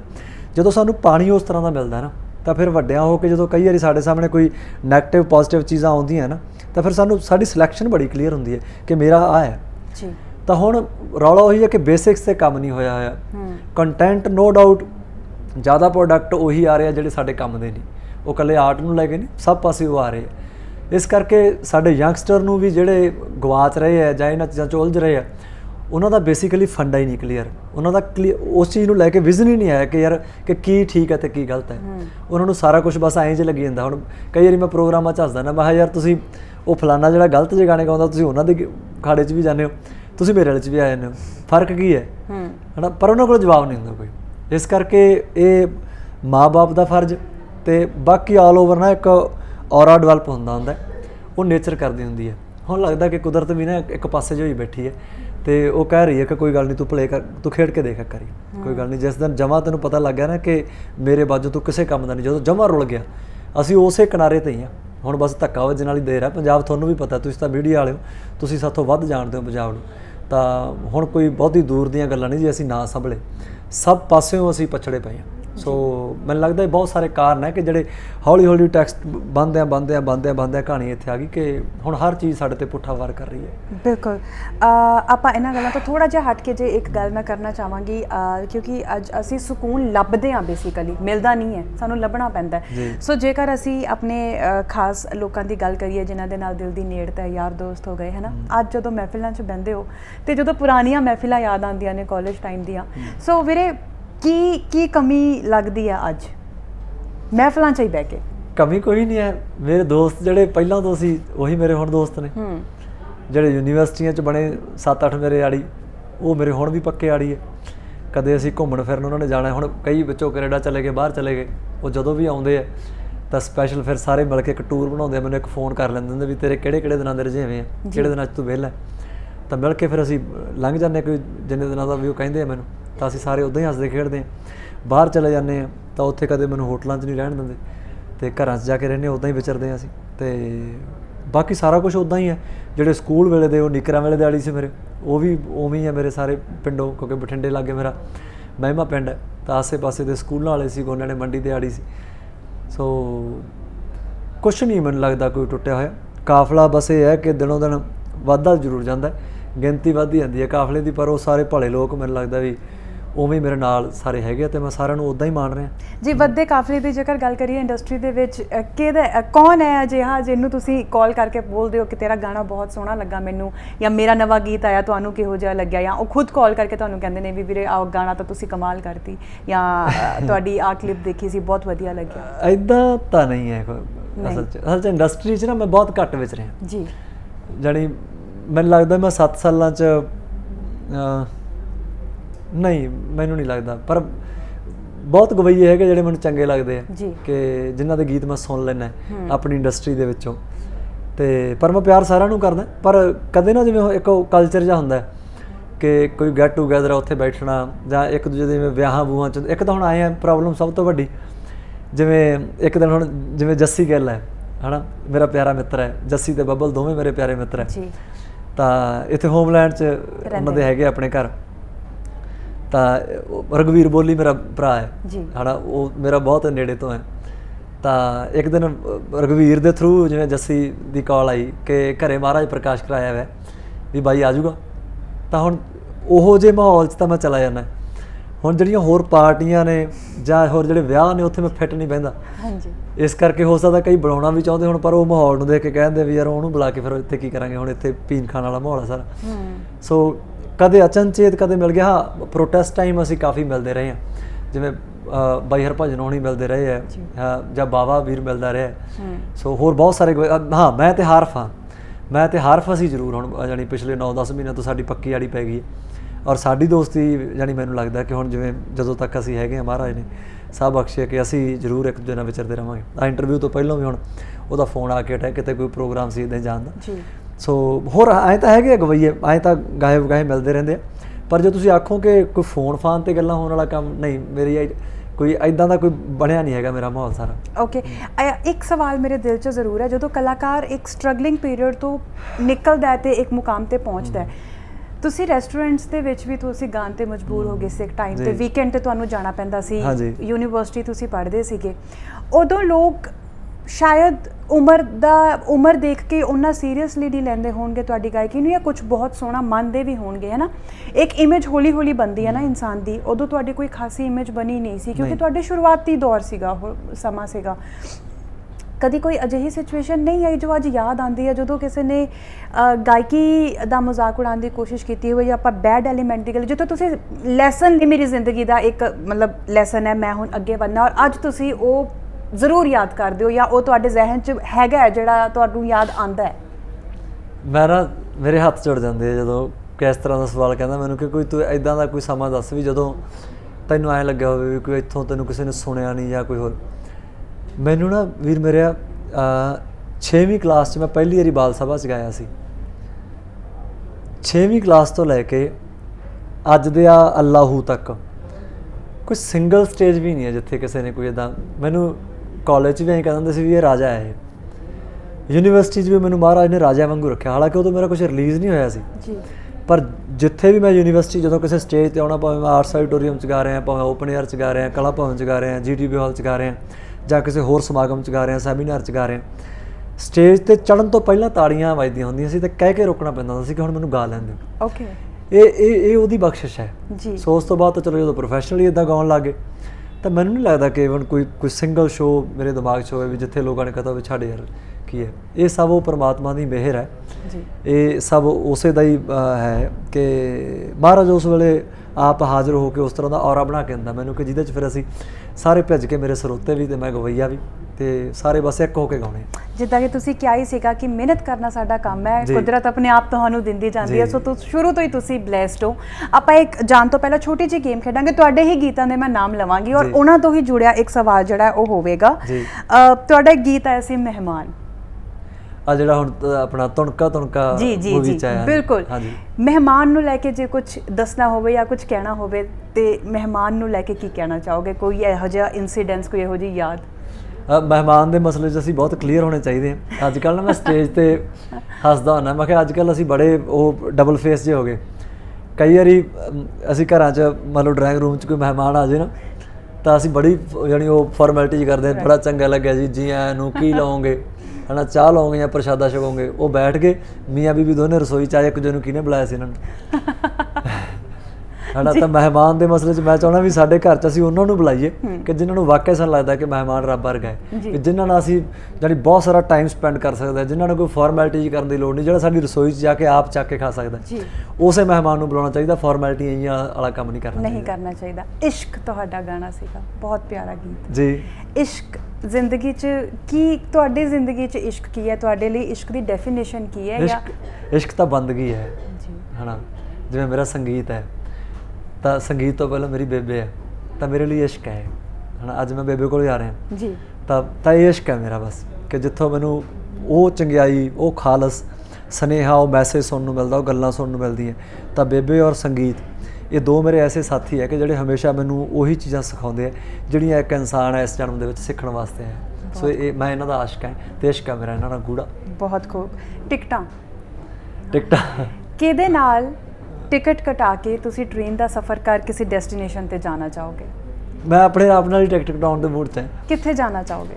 ਜਿੱਥੋਂ ਆਇਆ ਮੈਂ।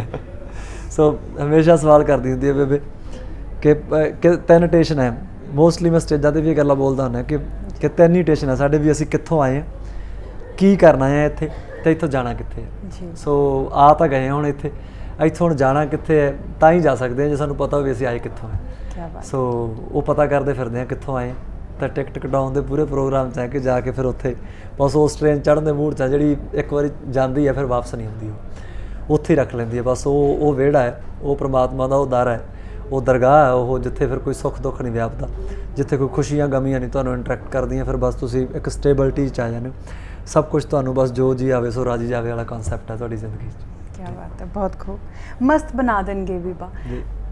ਤੁਸੀਂ ਕਿਹਦੇ ਲਈ ਕਹਿਣਾ ਚਾਹੋਗੇ? ਜੇ ਇੰਡਸਟਰੀ ਦੀ ਆਪਾਂ ਗੱਲ ਕਰੀਏ, ਤੁਸੀਂ ਸਾਰਿਆਂ ਨਾਲ ਵਿਚਰਦੇ ਹੋ, ਵੀ ਜੇ ਮੈਂ ਮਿਲਣ ਜਾਣਾ ਤੁਸੀਂ ਕਹੋਗੇ ਵੀ ਉਹ ਮਸਤ ਬੰਦਾ ਹੈ, ਉਹਦਾ ਮਾਹੌਲ ਇੱਕਦਮ ਮਸਤ ਹੈ, ਤੁਸੀਂ ਇੱਕਦਮ ਮਸਤ ਹੀ ਹੋ ਜਾਓਗੇ ਉਹਨਾਂ ਦੇ ਨਾਲ ਸਮੇਂ ਬਿਤਾ ਕੇ, ਉਹਨਾਂ ਦੀ ਗਾਇਕੀ ਸੁਣ ਕੇ।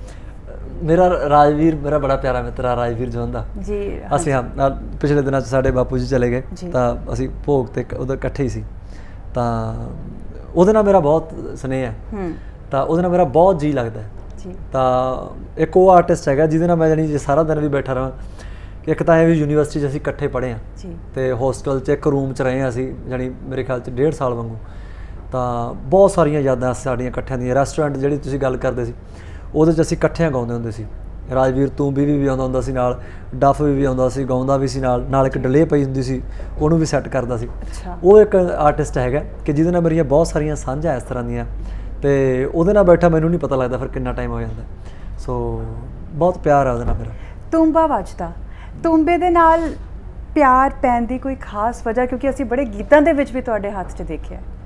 ਦੇਖੋ ਮੈਨੂੰ ਇੱਦਾਂ ਲੱਗਦਾ ਪ੍ਰੈਕਟੀਕਲੀ ਜਦੋਂ ਮੈਂ ਤੂੰਬੇ ਨੂੰ ਅੱਜ ਕੱਲ੍ਹ ਵੀ ਸੁਣਦਾ ਨਾ, ਤਾਂ ਉਹ ਸੁਣਨ ਦੀ ਜਿਹੜੀ ਇੱਕ ਤੁਹਾਡੀ ਭਾਵਨਾ ਹੈ ਨਾ, ਇੱਕ ਮੀਟਰ ਹੈ ਜਿਹੜਾ ਉਹ ਦਿਨੋਂ ਦਿਨ ਮੇਰਾ ਚੇਂਜ ਹੋ ਰਿਹਾ।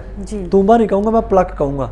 ਕੋਈ ਵੀ ਤਾਰ ਵਾਲਾ ਕੋਈ ਤੰਤੀ ਸਾਜ਼ ਸੁਣਦਾ ਜਦੋਂ ਮੈਂ, ਉਹ ਭਾਵੇਂ ਕੋਈ ਵੀ ਸਾਜ਼ ਹੈ, ਭਾਵੇਂ ਰਬਾਬ ਹੈ, ਭਾਵੇਂ ਉਹ ਤੂੰਬਾ ਹੈ, ਤਾਂ ਉਹ ਲੱਗਦਾ ਕਿ ਤੁਹਾਡੇ BP ਨਾਲ ਕਨੈਕਸ਼ਨ ਹੈ ਇਸ ਚੀਜ਼ ਦਾ ਤੁਹਾਡੇ ਬਲੱਡ ਪ੍ਰੈਸ਼ਰ ਦੇ ਨਾਲ। ਅੱਛਾ ਜੀ। ਯੈਸ, ਉਹ ਜਦੋਂ ਉਹ ਚੀਜ਼ ਵੱਜਦੀ ਹੈ ਨਾ, ਟੰਗ ਟੰਗ ਟੰਗ ਟੰਗ ਟੰਗ ਟੰਗ, ਉਹ ਕਿਤੇ ਨਾ ਕਿਤੇ ਤੁਹਾਡੇ ਅੰਦਰ ਨਾਲ ਉਹ ਚੀਜ਼ ਮੈਚ ਕਰਦੀ ਹੈ ਤੁਹਾਡੀ, ਜਿਵੇਂ ਕਹਿੰਦੇ ਨਾ ਕਿ ਅੰਦਰ ਦਾ ਨੱਚਣਾ, ਫਿਰ ਬਾਡੀ ਤੁਹਾਡੀ ਅੰਦਰੋਂ ਉਸ BPM ਦੇ ਨਾਲ, ਉਸ ਟੈਂਪੋ ਦੇ ਨਾਲ ਮੈਚ ਕਰਕੇ ਨੱਚਣ ਦੀ ਕੋਸ਼ਿਸ਼ ਕਰਦੀ ਹੈ।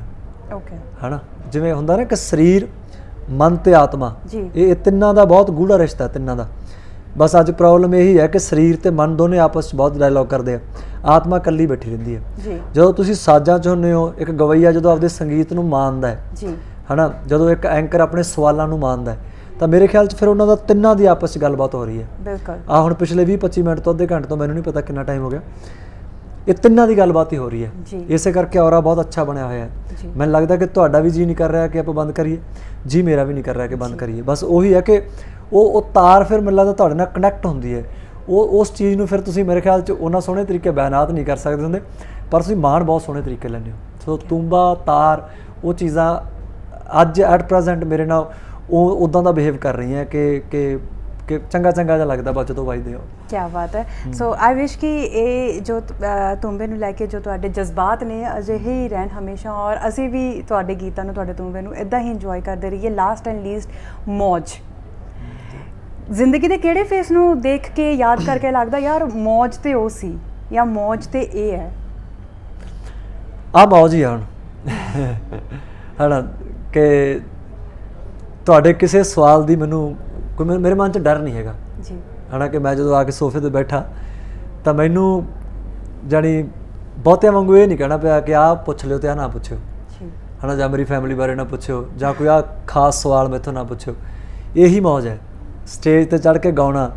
ਮਾਈਕ ਹਮੇਸ਼ਾ ਮੈਂ ਕਹਿੰਦਾ ਹੁੰਦਾ ਕਿ ਸਾਰੀ ਆਡੀਅנס ਦਾ ਮਾਈਕ ਹੈ, ਉਹ ਮੌਜ ਹੀ ਆ ਉਹ, ਕਿ ਕੋਈ ਵੀ ਸਵਾਲ ਹੋਵੇ ਤੁਹਾਡੇ ਮਨ 'ਚ ਕਿਸੇ ਗੀਤ ਨੂੰ ਲੈ ਕੇ ਜਾਂ ਮੇਰੀ ਕਿਸੇ ਗੱਲ ਨੂੰ ਲੈ ਕੇ, ਆਪਾਂ ਇਹ ਸਭ ਹੈ ਗੁਰੂ ਦੀ, ਇੱਥੇ ਬੈਠ ਕੇ ਡਿਸਕਸ ਕਰਾਂਗੇ ਬੜੀ ਮੌਜ ਨਾਲ ਜੀ, ਹੈ ਨਾ। ਚਾਹ ਹੈ, ਹੁਣ ਬੈਠਾ ਤਾਂ ਮੈਂ ਉੱਥੇ ਮਾਤਾ ਜੀ ਹੋਰ ਕੋਲ ਅੰਦਰ ਬੈਠਾ ਸੀ, ਤਾਂ ਉੱਥੋਂ ਚਾਹ ਚੱਕ ਕੇ ਮੈਂ ਕੋਈ ਨਹੀਂ ਭੈਣ ਨੂੰ ਕਹਿ ਦੂੰਗਾ ਮੈਂ ਨਾਲ ਪੀ ਚੱਲਾਂ, ਹਾਲਾਂਕਿ ਘੁੱਟ ਨਹੀਂ ਭਰੀ ਗਈ ਉਦੋਂ ਦੀ ਨਸੀਬ, ਇਹ ਵੀ ਮੌਜ ਹੀ ਹੈ।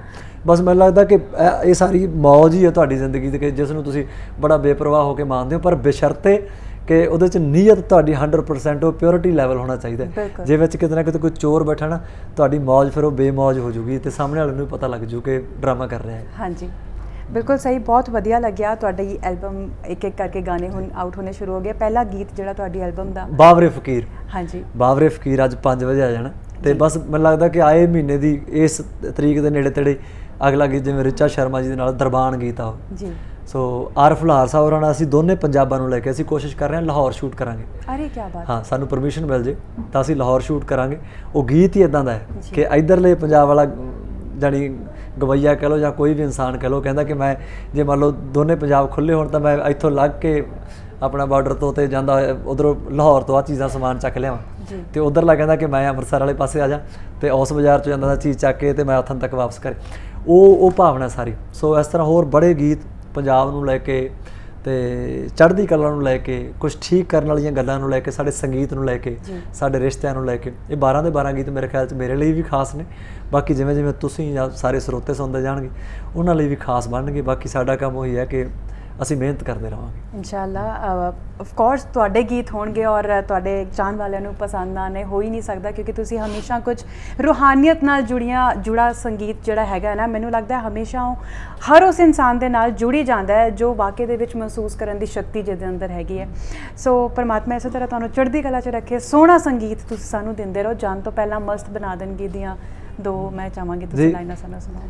ਮਸਤ ਬਣਾ ਦੇਣਗੇ ਬੀਬਾ, ਨੱਚਣ ਲਾ ਦੇਣਗੇ ਬੀਬਾ, ਹਾਂ ਮਸਤ ਬਣਾ ਦੇਣਗੇ ਬੀਬਾ, ਨੱਚਣ ਲਾ ਦੇਣਗੇ ਬੀਬਾ, ਹੋ ਨਾ ਜਾਈ ਮਸਤਾਂ ਦੇ ਵੇੜੇ, ਮਸਤ ਬਣਾ ਦੇਣਗੇ ਬੀਬਾ, ਨਾ ਜਾਈ ਮਸਤਾਂ ਦੇ ਵੇੜੇ, ਮਸਤ ਬਣਾ ਦੇਣਗੇ ਬੀਬਾ।